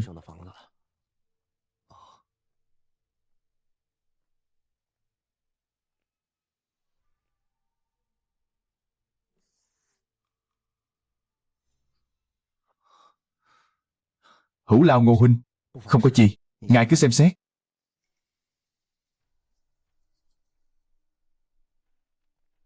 Nơi này y phục, chăn đệm ngăn nắp, chứng tỏ người này nghiêm khắc với bản thân, khả năng tự chủ rất cao, vật dụng tuy giản phát, nhưng lại rất mực thanh tao. Hắn chủ nhân là kẻ thanh nhã, đạm bạc, xưng tụng một tiếng quân tử cũng chẳng ngoa. Nhưng một người như thế, cỡ sao cứ cách 10 ngày, lại lui tới Quỷ Phàn Lâu, mang rượu ghẹo kỹ, thâu đêm chẳng về.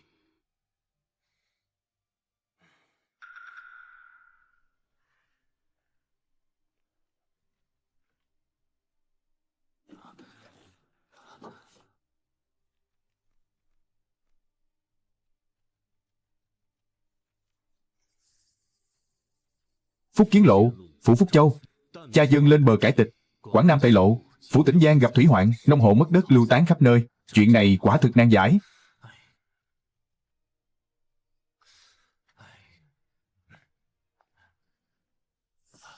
Ngô huynh, những vụ án Lục đại nhân thụ lý lúc sinh thời, ta nghi ngờ có liên quan đến việc ngài ấy bị sát hại. Ngài chớ vội động vào. Để sau, ta sẽ sai người tra xét kỹ càng.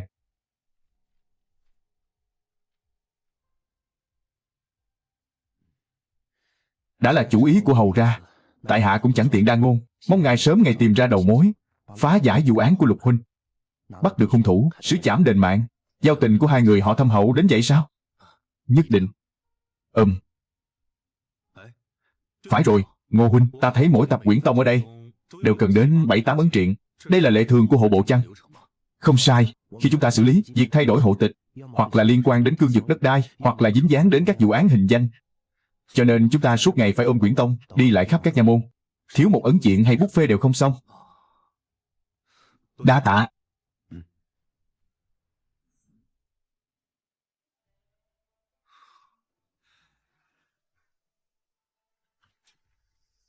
Tiểu Phù, đã lau suốt cả đêm rồi, em lau mãi vẫn chưa xong sao? Tiểu thư, người đến thật đúng lúc. Cô ra đã ngồi ngoài kia suốt 2-3 canh giờ rồi, ngươi không định khuyên can sao? Ngươi còn cười được à? Nhỡ đâu cô ra không đứng dậy nổi nữa thì sao? Chàng ấy đang suy tư về vụ án đấy. Đã đến thời khắc này, chứng tỏ chàng sắp thấu đáo mọi chuyện rồi. Thật sự không cần khuyên nhủ sao? Ta hiểu chàng. Tâm tư hão hãn tựa trời cao, trốn vô thành nghe tiếng sấm dền. Đợi chàng suy nghĩ thông suốt, tự khắc sẽ ổn thôi. Chàng mà động thủ, ắt như bẻ cành khô, đập gỗ mục, uy dũng tựa sấm sét giữa cửu tiêu. Tiểu thư à, xấu hổ quá đi. Đáng ghét. Cô ra. Ngài đã ra rồi à? Lời thừa thãi, ta không ra. Chẳng lẽ chết ở trong đó sao? Lùi xuống đi. Tiểu Phù. Nương tử à, lần sau muốn khen ngợi di phu thì cứ nói trước mặt ta. Lại đây, mau khen ngợi di phu vài câu đi. Chàng làm cái gì thế? Tiểu Phù vẫn chưa đi xa đâu. Ta ở trong phòng mình vui vầy cùng nương tử. Mặc kệ kẻ khác dòm ngó. Đáng ghét. Ta sẽ cho nàng biết thế nào gọi là Cửu Tiêu Lôi Đình.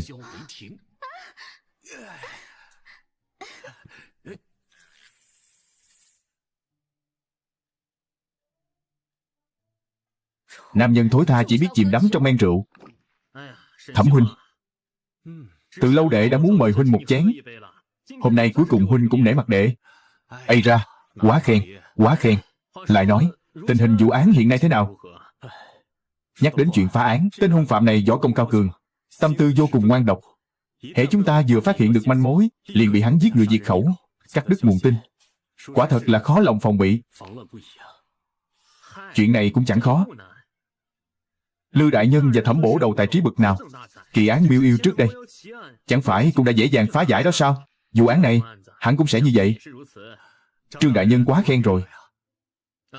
Nào, nào, mời, mời, chúng ta xin kính đại nhân một ly chúc mừng trước. Đợi đến ngày vụ án được phá giải, uy danh của Lư đại nhân ắt sẽ càng như nhật trung thiên.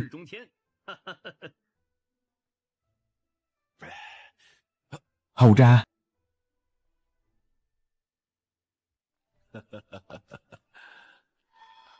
Tham kiến hầu ra, hôm nay quả là trùng hợp, lại gặp các vị cũng đang thưởng rượu nơi này. Phượng Đình, lát nữa hãy dặn dò trưởng quầy, tiền rượu của bàn này cứ ghi vào sổ của ta. Vậy thì tốt quá. Đa tạ hầu ra ban rượu. Thẩm bổ đầu và Lư huyện lệnh, phong thái thật ung dung nhàn nhã. Phải chăng đã tìm ra hung thủ của vụ án? Vậy thì quả là đáng mừng, đáng chúc. Phượng Đình, đang lúc cao hứng, nhắc chuyện đó làm chi? Hầu ra oan quá, hạ quan nào dám trễ nải. Chẳng qua án tình đang tiến triển thuận lợi, sắp sửa giăng lưới bắt gọn, nên hạ quan mới trộm nghĩ buông lỏng đôi chút. Có căn có trùng mới là kế lâu dài. Lời ấy rất có lý. Một chương một thỉ mới là đạo của văn võ. Lư huyện lệnh, ngươi cùng Thẩm bổ đầu phối hợp, chỉ trong vài ngày ngắn ngủi đã tra xét vụ án tường tận, quả là bậc toàn tài. Bẩm hầu ra, vụ án này quả thực vẫn chưa tra xét tường tận. Tuy nhiên, hiện đã xác định được kẻ chủ mưu, cho nên cũng chẳng cần thiết phải làm rõ ngọn ngành, đầu đuôi sự việc nữa. Ngày mai trực tiếp dẫn người tiến vào Quỷ Phàn Lâu, chóc nã chính phạm về quy án. Thẩm vấn xong khắc sẽ rõ. Nói hay lắm. Có điều ngày mai binh đao hiểm nguy. Ngươi phải cẩn trọng đấy. Đa tạ hầu ra. Có điều tại hạ vốn nãy một kẻ thư sinh chói gà không chặt. E là trốn ấy tại hạ không dám lui tới. Được rồi. Dùng rượu xong thì mau đi tiêu khiển đi. Chúc các vị ngày mai kỳ khai đắc thắng. Thuộc hạ tuân lệnh.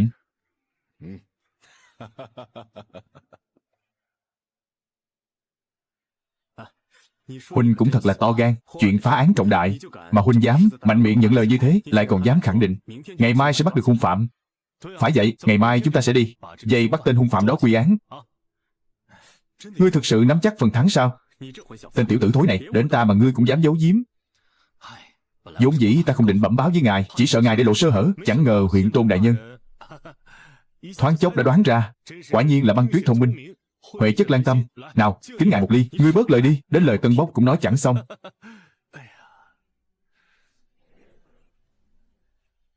Nàng cứ đăm đăm nhìn ra sông cửa. Ngoài sông cửa có chi lạ chăng?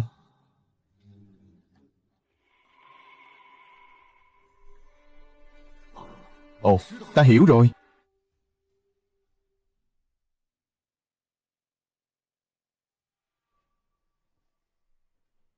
Huyện tôn đại nhân, ngài không lo lắng sao? Đã có Thẩm bổ đầu ở đó, cần chi chúng ta phải bận tâm. Nhưng chúng ta đến một manh mối xác thực cũng chẳng có. Tại hạ cảm thấy hoàn toàn mờ mịt, chẳng biết đâu mà lần. Huống hồ là chuyện răng lưới bắt cá. Sự việc đã đến nước này, cũng là thời khắc nên hành động rồi. Sao đến cả ngài cũng nói vậy? Ngươi vẫn chưa hiểu rõ con người của Thẩm bổ đầu đâu. Một khi y đã buông lời, ắt sẽ khoái đao chảm loạn ma, dùng thủ đoạn tôi khô lạp hủ, khiến mọi sự thủy lạc thạch xuất. Xong, cái mối loạn này rốt cuộc nằm ở chốn nào? Thú thật, tại hạ cũng chẳng biết phải ra sức từ đâu. Ngài hiểu chứ? Thế nên y mới là Thẩm Mặc. Ở chốn này chỉ có hai hạng người. Một là phàm phu tục tử, hai là Thẩm Mặc. Các vị đang bàn luận chuyện gì thế? Mạc cô nương, đến giờ khởi hành rồi. Khởi hành? Đi đến trốn nào? Quỷ Phàn Lâu. Y theo kế hoạch, do hai đội nha dịch chia nhau chấn giữ lối vào Nam Bắc, lại do Mạc Đại Hiệp dẫn đầu cùng Khởi Uy Tứ kiếm trực tiếp xung trận. Hễ gặp kẻ to gan kháng cự, giết không tha. Nhất định phải bắt lão can tử quy án. Đi đi. Nhìn ta làm chi? Huynh không đi sao? Toàn bộ nghi phạm đều ở Quỷ Phàn Lâu. Chỗ ta lại chẳng có gì nguy hiểm, nên ta không đi nữa. Cũng phải. Này lão Giang, Mạc nữ hiệp là độc nữ của Mạc Tiêu Đầu. Hãy đưa người bình an trở về cho ta. Ai mượn huynh lo chứ?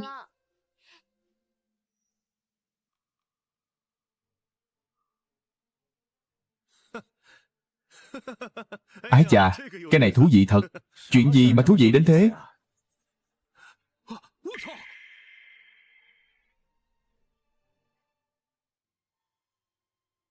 Tìm được thứ gì hay ho sao? Sao không kể cho chúng ta nghe thử? Chuyện kể rằng có một vị đại phu ra phố mua cá.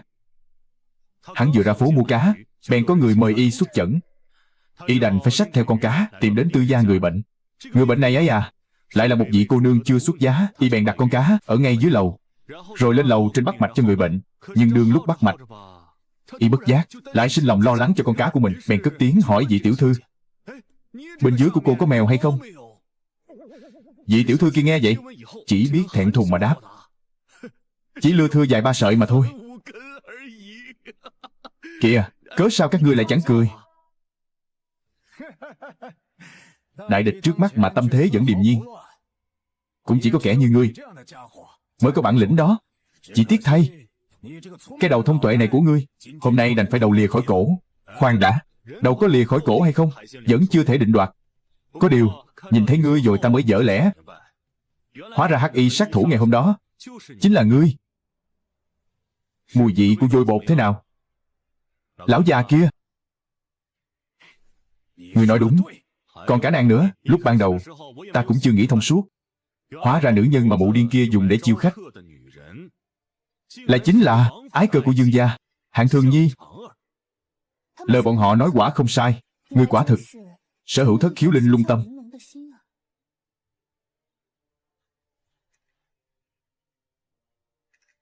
Ngươi vậy mà lại đoán ra được là ta. Quả thật là thật đáng khâm phục. Chẳng có gì đáng gọi là cao minh cả. Kỳ thực, vụ án này từ đầu chí cuối chỉ tồn tại duy nhất một nghi vấn, đó chính là việc Lục Giác Hiểu. Cớ sao lại 5 lần 7 lượt lui tới Quỷ Phàn Lâu? Nhưng nếu người đó là ngươi, thì mọi nghi vấn đều dễ dàng được hóa giải.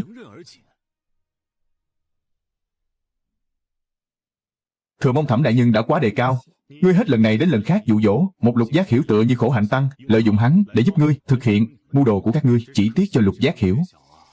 Phải, thật là đáng tiếc. Thôi đi, ngươi vốn dĩ đâu có thương xót Lục Giác Hiểu. Ngươi chỉ là đáng tiếc trọng trách ngươi giao cho hắn vẫn chưa hoàn thành, thì đã xảy ra cơ sự ấy. Ý ngươi là chuyện trên yến tiệc sao? Thực ra Lục Giác Hiểu hôm đó vốn không đáng phải bỏ mạng, chỉ trách hầu gia nhất thời cao hứng muốn ngươi đăng đài hiến vũ. Ngươi thừa biết, chỉ cần ngươi vừa đăng đài, Lục Giác Hiểu tất sẽ nhận ra ngươi. Bởi lẽ cứ 10 ngày một lần, các ngươi lại da thịt kề cận, khiến hắn đối với từng tấc trên thân thể ngươi đều tường tận như lòng bàn tay. Ngươi nhất định phải nói chuyện này một cách trần trụi như vậy sao? Sự thật e rằng còn trần trụi hơn thế nữa. Trước khi ngươi đăng đài, vốn đã định liệu xong xuôi, quyết tâm sát hại Lục Giác Hiểu. Chỉ là khi ấy, ngươi vô phương liên lạc với lão cán tử, nên đành phải ra tay hạ độc. Khi Lục Giác Hiểu độc phát vong mạng, cũng vừa khéo trông thấy ngươi đăng đài. Trong khoảnh khắc ấy, hắn liền thấu tỏ tên buôn người Mông Đà Tử là giả, thân phận kỹ nữ của ngươi cũng là giả, thậm chí đến danh tính của các ngươi cũng đều là giả dối. Thế nên hắn đành dùng máu tươi viết lên nền đất 3 chữ Quỷ Phàn Lâu, bởi hắn biết rằng chỉ có chốn Quỷ Phàn Lâu này là thật, chẳng thể là giả.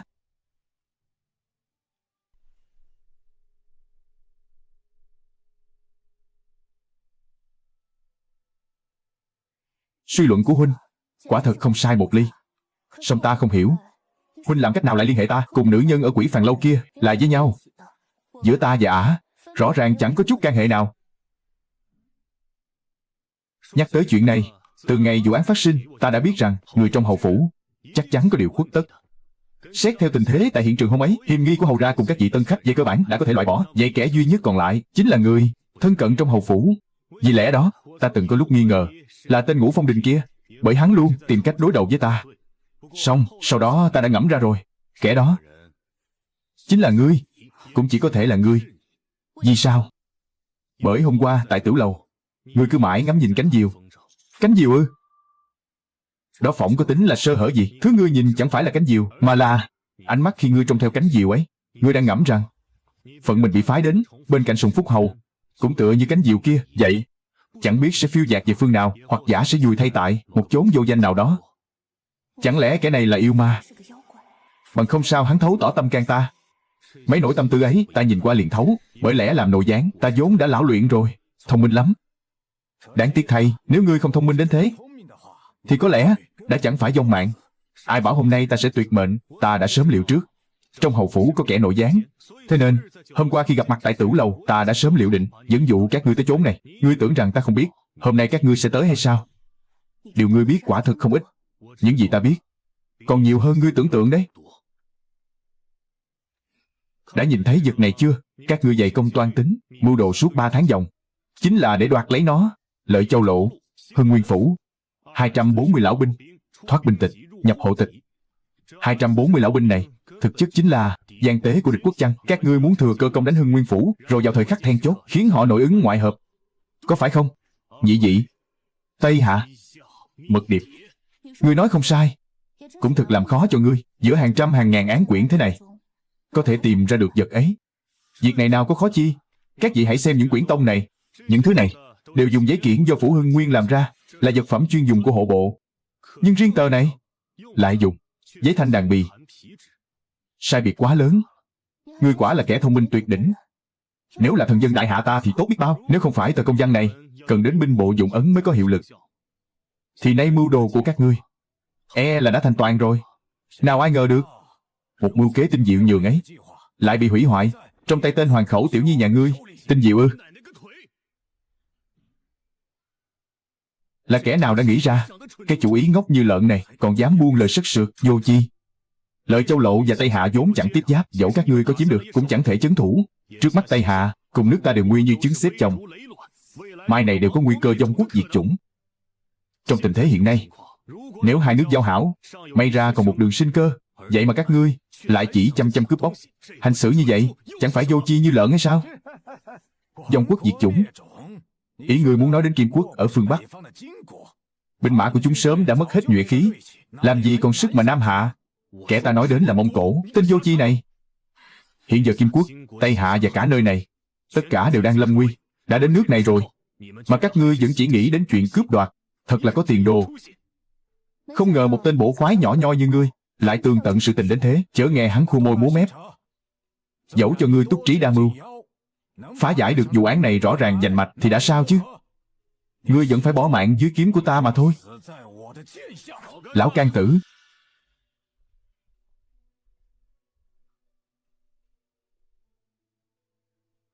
ngươi không nhận thấy có điều gì bất thường sao? Có gì không ổn? Võ công của ngươi cao hơn ta gấp 10 lần. Nếu đơn đả độc đấu với ngươi, ta cầm chắc cái chết. Nhưng hiện tại, ta thân cô thế cô ở chốn này, lại chẳng mảy may lo ngại. Ngươi không nhận thấy có điều gì bất thường sao? Ngươi huyên thuyên không dứt, cố ý trì hoãn thời gian. Việc này dĩ nhiên là bất thường, nhưng chẳng hề chi. Chỉ cần lấy mạng ngươi là xong. Kẻ lỗ mãn. Nếu các ngươi đã không bận tâm, vậy ta đành phải tự tay ta sẽ vén màn bí mật này.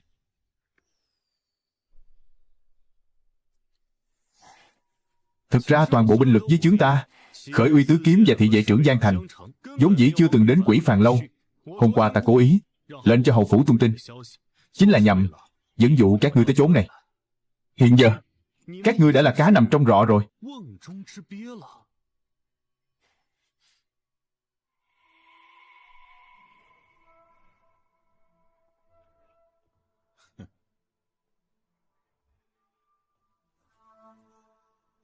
Đến đúng lúc lắm.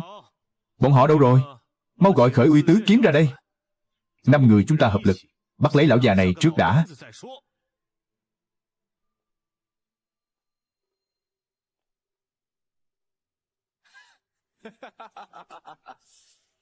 Ngươi nhắc đến Khởi Uy Tứ Kiếm, có lẽ giờ này chúng vẫn còn ở Quỷ Phàn Lâu. Cái gì? Hóa ra sư thể lại là như vậy. Ta thật là vô chi. Ta cứ ngỡ rằng chỉ trong nội bộ Dương phủ mới có gian tế. Sao ta lại không nghĩ ra rằng ngay bên cạnh ta lại cũng ẩn giấu một tên gian tế. Ban ngày kẻ làm thủ lĩnh như ta đã thực sự phái Khởi Uy Tứ Kiếm đến Quỷ Phàn Lâu mất rồi. Giờ đây hai vị cao thủ kiếm thuật đối phó một tên bộ khoái vô danh. Thấy thế nào? Thảo nào lão cán tử và Hạng Thường Nhi chẳng chút hoảng loạn. Hóa ra mưu kế của ta, bọn họ đã sớm thấu tường. Ngươi nói không sai. Những kẻ được xưng tụng là anh hùng kia, có ai mà không bị vận mệnh đùa giỡn trong lòng bàn tay. Ngươi thoát được vụ án Miêu Yêu đã là khá lắm rồi. Không được, ta phải sống tiếp. Nếu ta có mệnh hệ nào thì Dân Hoàng và Tiểu Phù ở trên cõi đời này chẳng khác gì cả trên thất. Mặc người sâu xét, ta tuyệt đối không thể chết. Một Mạc Tiểu Lạc tài sắc vẹn toàn dương ấy, ngoại trừ ta ra, thế gian này còn ai biết thưởng thức vẻ đẹp của nàng? Sao cơ? Đại hạn đã tận mà vẫn còn muốn dùng dãy ư? Các hạ nói nghe thật nực cười. Dẫu là giết một con gà thì nó cũng phải đập cánh giãy giụa đôi hồi chứ. Ta hiểu rồi. Sau khi lấy mạng ta, mưu đồ của các ngươi vẫn sẽ tiếp diễn. Chẳng qua Lục Giác Hiểu đã vong mạng, các ngươi sẽ lại chọn kẻ khác thế chỗ mà thôi. Ngươi nói không sai. Kẻ tiếp theo chính là Ngô Lĩnh. Hắn vừa hay được tấn thăng theo tuần tự. Sau khi Lục Giác Hiểu chết, hắn sẽ tiếp quản án quyển trong tay y. Còn Thẩm Bổ Đầu ngươi trong đại sự này của chúng ta chẳng qua chỉ là một khúc nhạc đệm nhỏ nhoi mà thôi. Vậy thì dễ liệu rồi. Xem ra mưu sự của các ngươi còn hệ trọng hơn cả tính mạng các ngươi. Mau kết liễu hắn. Bất luận hắn nói gì, giết hắn rồi là xong hết mọi chuyện. Muốn giết cứ giết. Dẫu cho hôm nay ta không thể ngăn các ngươi lấy mạng ta, nhưng mà nhiệm vụ của các ngươi cũng định sẵn là thất bại. Bởi mưu đồ của các ngươi đã bị bại lộ rồi. Các ngươi tưởng ở huyện Tiền Đường này chỉ có mình ta thấu tường nội tình vụ án này chăng? Ý ngươi là Lưu huyện lệnh. Huyện lệnh cùng lắm chỉ biết thân phận của lão cán tử, Còn về Hạng Thường Nhi thì hoàn toàn không hay biết. Hơn nữa, hắn đích thị là kẻ vô dụng, hiểu cái thá gì về phá án cơ chứ. Ngươi tưởng ta đi theo ngươi 2 ngày nay lại chẳng nhìn ra điều đó sao? Người mà ta nhắc đến vốn dĩ chẳng phải Lư huyện lệnh. Tại huyện Nha Tiền Đường, ta có một vị sư phụ thực thụ. Một thân bản lĩnh này của ta đều là do sư phụ truyền dạy, bao gồm cả nội tình vụ án này. Người tự nhiên cũng tường tận. Nếu quả thực có người như vậy, cớ sao ta lại không hay biết? Kẻ đó chính là huyện thừa của bản huyện, Triệu Chính Kỷ. Sao vậy? Tên Triệu Chính Kỷ đó tại huyện Nha Tiền Đường, ta đã từng gặp hắn vài lần. Này ngẫm lại, mỗi khi hai kẻ đó chạm mặt thần sắc đều có phần quái lạ, nhất là tên Triệu Chính Kỷ kia. Thì có can hệ gì? Ta cứ giết tên tiểu tử này trước đã, để sau hẳn giết Triệu Chính Kỷ.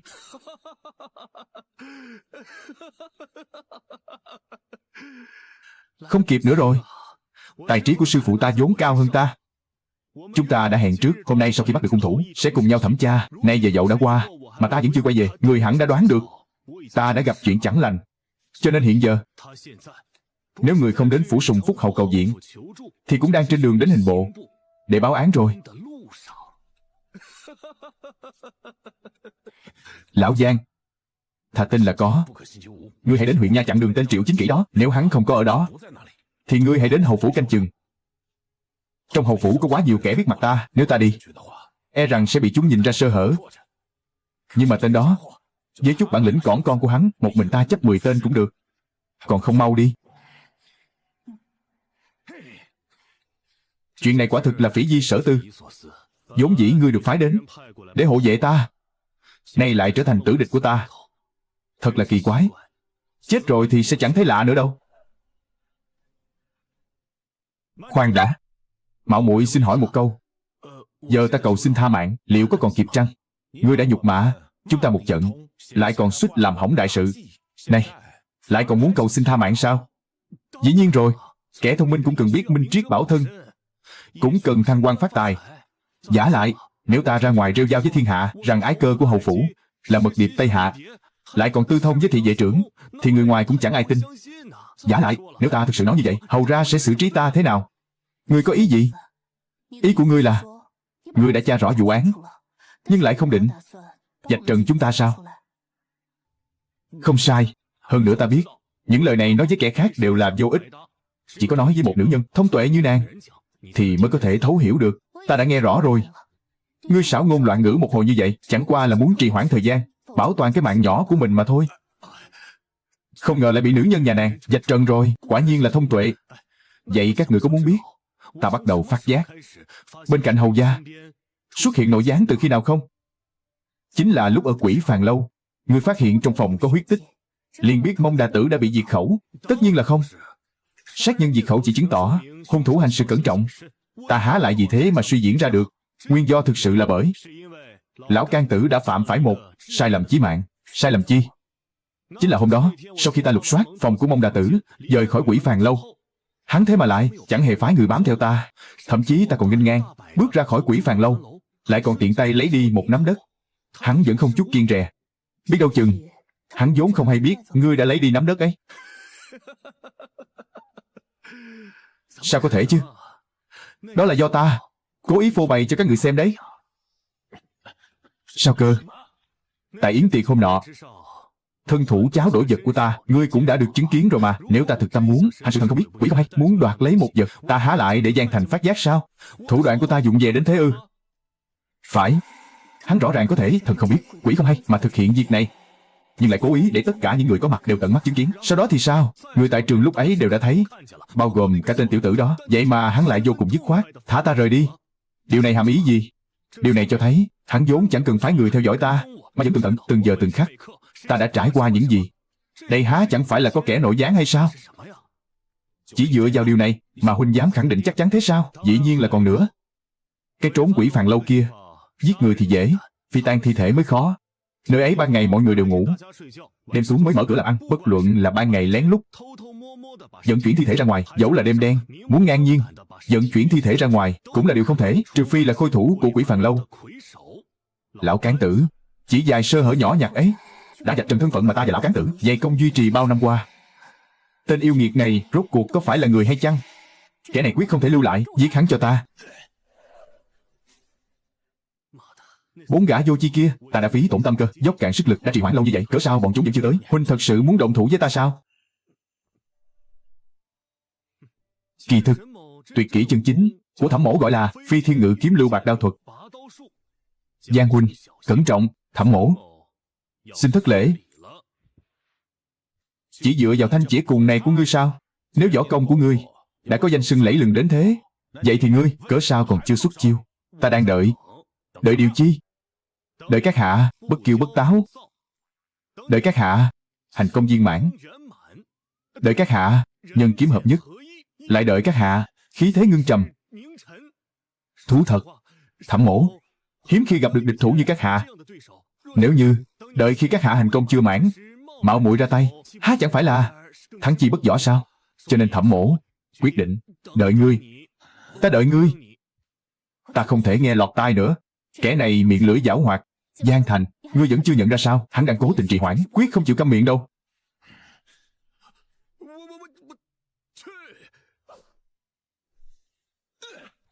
Đây chính là Phi Thiên Ngự Kiếm Lưu.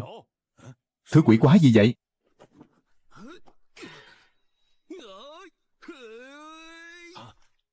Té ra là nuôi ý định đào tẩu.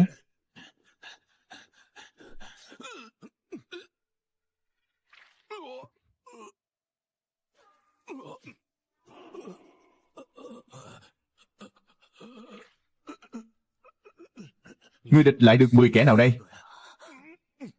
Ngươi đánh lén.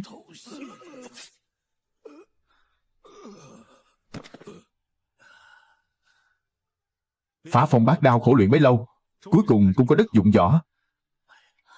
Sao có thể như vậy? Với võ công của Giang Thành, sao có thể bị ngươi một đao chảm sát? Đứng lại.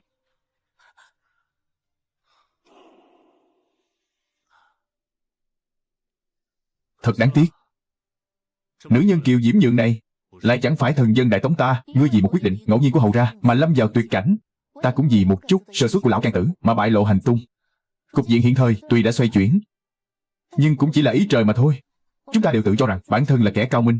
Kỳ thực, có ai mà không bị vận mệnh trêu đùa trong lòng bàn tay cơ chứ? Lời ngươi nói không sai. Có điều, thiên mệnh tại ta. Là ngươi đã thua rồi. Thiên mệnh. Ngươi chưa từng nghe câu thiên uy nan chắc sao? Không ngờ lão già đó lại ra tay nhanh đến vậy. Giết chết chịu kỹ. Ta không đợi được viện binh của mình, ngược lại đợi được viện binh của địch. Khởi uy tứ kiếm đâu? Mấy gã đó sao còn chưa tới? Đều là lũ lợn hay sao?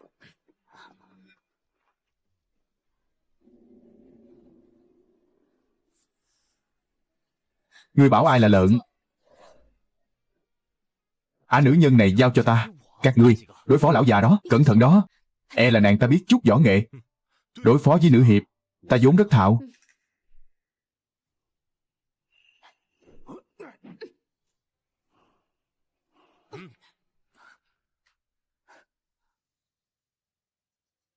Ta vốn biết sớm muộn gì ngày này cũng đến.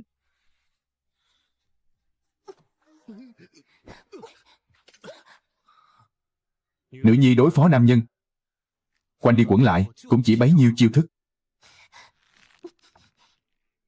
Ta thấy đôi tay này của nàng vẫn là châm hương thì hợp hơn. Hãy để ta chết đi. Cầu xin ngươi. Dẫu rằng thật muốn cứ ôm nàng mãi thế này, nhưng ta vẫn phải nói. Nếu ngươi còn không đi, e rằng muốn đi cũng chẳng được nữa. Vì sao? Đại hạ các ngươi cùng hai nước Tống, Kim, nếu cứ tiếp diễn tình cảnh này, thì sớm muộn gì chúng ta cũng cùng đường diệt vong. Ta biết ngươi hiểu rõ những gì ta đang nói. Ta cần ngươi mang những lời này trở về, bẩm báo lại với bề trên của ngươi. Biết đâu trong số họ sẽ có người tin, hoặc giả sẽ có người tỉnh ngộ.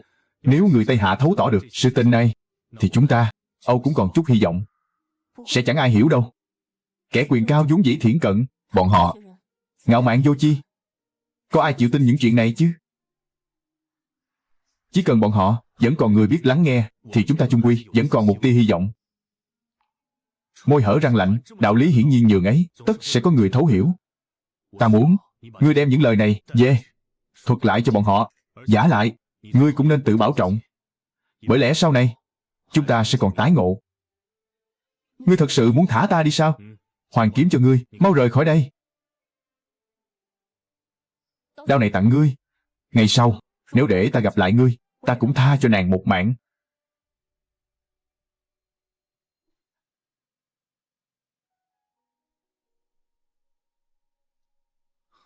Lần sau chớ để ta gặp lại nàng. Bằng không hễ gặp một lần, ta lại động lòng thêm một lần.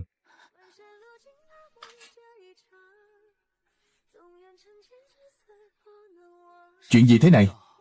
Tặng kiếm cho người, lại đoạt vỏ mang đi mất.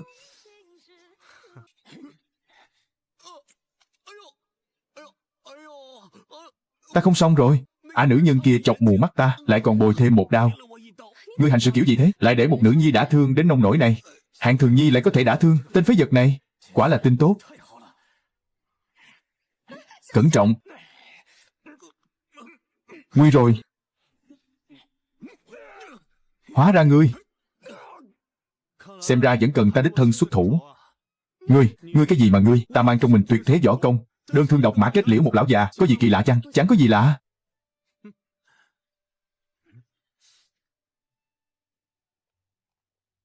Giang đại ca thực sự là nội gián sao? Ta đã sớm liệu được việc này. Trong hầu phủ đã xuất hiện nội gián. Sở dĩ hôm ấy tại yến tiệc, ta đã cố ý tiết lộ mưu sự hôm nay, vốn định nhờ Giang Thành tương trợ ta một phen. Nào ngờ đâu, hắn mới chính là kẻ nội gián. Suýt chút nữa là vong mạng. Ta đi đây. Định làm chi?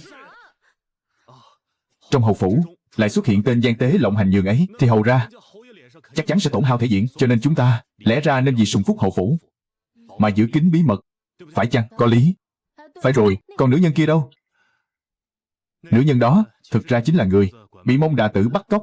Vốn chưa chết. Kẻ bỏ mạng xưa nay chỉ có một mình Mông Đà Tử. Nữ nhân này không quan trọng, đã bị ta đuổi kịp kết liễu rồi. Thi thể đã trôi theo dòng nước, đã trôi xa rồi. Nói như vậy, vụ án này đã được phá giải. Không sai. Lão Cán Tử đã bắt giữ song thân của Đông Cầm, ép nàng hạ độc trong yến tiệc. Do đó chúng ta lần theo manh mối tìm đến Quỷ Phàn Lâu, xác định Lão Cán Tử chính là kẻ chủ mưu đứng sau. Hôm nay chúng ta dương đông kích tây, hợp lực tại đây vây sát Lão Cán Tử. Chân tướng vụ án đến đây đã đại bạch. Sự tình chỉ đơn giản như vậy. Đầu óc ta vốn vô chi. Huynh nói sao thì là vậy đi. Dù sao chuyện của Giang đại ca ta nhất định sẽ giấu kín, tuyệt đối không tiết lộ nửa lời. Huynh cứ yên tâm. Vậy thì tốt. Đa tạ chư vị hôm nay vì thẩm mặt ta mà liều mình huyết chiến. Nếu không nhờ chư vị, tại hạ e rằng đã thân đầu vị xứ. Nếu các vị đại ca không chê trách, thẩm mặt nguyện cùng chư vị kết nghĩa huynh đệ sinh tử. Chư vị đại ca tại thượng, xin nhận của tiểu đệ một bái. Thẩm bổ đầu vì dân trừ hại, huynh đệ chúng ta có thể vì vụ án này mà góp chút sức mọn, cũng là vinh hạnh bình sinh của khởi uy tứ kiếm. Đám mật điệp này quả thực to gan lớn mật, thật vô cùng hung hiểm. Nếu hầu ra không còn chỉ thị nào khác, vậy huyện Tiền Đường chúng ta xin cứ theo đó mà kết án. Cứ làm như vậy đi. Tuân lệnh. Bẩm hầu ra, thuộc hạ còn dài sự vụ muốn thương nghị cùng ngài. Còn chuyện chi nữa? Thứ nhất là Lão Cán Tử kia đã có thể thao túng việc thâm nhập Hưng Nguyên Phủ đến mức độ này, thì chứng tỏ 240 tên lão binh Tây Hạ kia e rằng đều đã có mặt trong địa phận Hưng Nguyên Phủ rồi.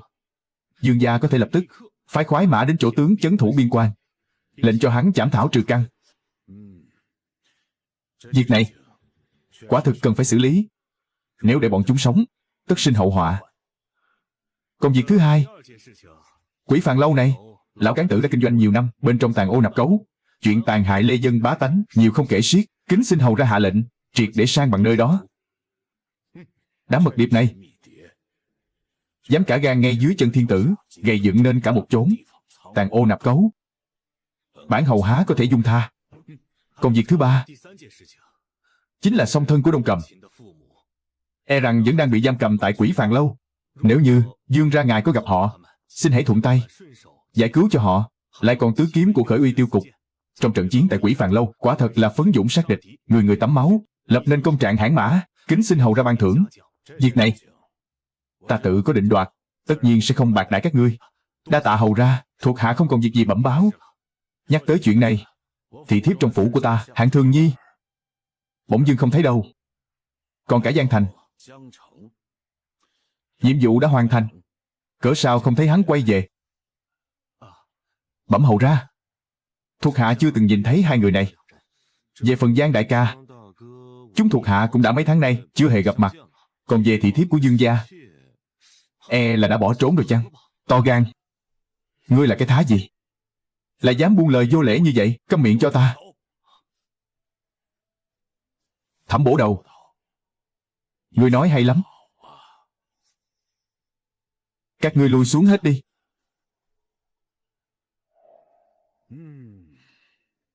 Nói như vậy, hôm ấy tại tiệc rượu, vị ái cơ này của ta đã bị kinh hãi, cho nên mới không từ mà biệt. Vậy ngài nói xem, ta còn có thể gặp lại nàng chăng? Vị sùng phúc hầu ra này chẳng hề vô chi chút nào. Ngài ấy nói ra những lời này chứng tỏ đã thấu đáo chân tướng sự việc. Hầu ra đúng là cửa hầu sâu tựa biển. Hai người Giang Thành và Hạng Thường Nhi một khi bước ra khỏi hầu môn, rằng sẽ cùng ngài thiên nhân vĩnh cách, chẳng còn phúc phận hầu hạ hầu ra nữa rồi. Thẩm Bổ Đầu, quả nhiên bản lĩnh phi phàm. Bản hầu giờ mới nghiệm ra vụ án Miêu Yêu ở Đại Thực Phường. Vụ án đó đều do Lư đại nhân dựng trù màn chướng. Tiểu nhân chỉ là phụng mệnh hành sự. Còn cả vụ án Quỷ Phàn Lâu này cũng là Lư đại nhân tọa chấn chỉ huy. Tiểu nhân mới thuận lợi phá giải kỳ án. Vị Lư huyện lệnh kia, hắn có được một thuộc hạ như ngươi, quả là phúc phận. Hắn nói, nhân tài hiếm có. Quả nhiên là nhân tài hiếm có. Những việc ngươi bẩm báo về Lư huyện lệnh, trong lòng ta đã rõ. Ngươi không còn chuyện gì khác nữa sao? Bẩm dương ra, không còn nữa. Ngươi vừa rồi thỉnh cầu 4 điều. Nếu chẳng phải vì xã tắc, thì cũng là vì bằng hữu. Ngay cả song thân của Đông Cầm, ngươi cũng bận lòng lo nghĩ, còn cầu tình cho thượng quan thăng chức. Vậy sao ngươi không lo liệu cho tiền đồ của bản thân? Đêm qua, huyện thừa huyện Tiền Đường, Triệu Chính Kỷ vô cớ bị sát hại. Hiện chức vị ấy đang bỏ trống. Hầu ra, xin ngài chớ làm vậy. Thuộc hạ hiện giữ chức bổ đầu này. Khi bận rộn thì chuyên tâm tra án, khi nhàn rỗi thì ung dung tự tại, vô cùng tiêu dao khoái hoạt. Ngộ nhỡ thật sự đảm nhận chức huyện thừa kia thì sự vụ phiền hà nhiều vô kể, thì chẳng còn thuận tiện nữa. Người đó thật lười biếng quá đổi. Thôi được, nếu ngươi đã muốn tiêu dao giang hồ thì cứ tùy ý ngươi đi. Đa tạ hầu ra.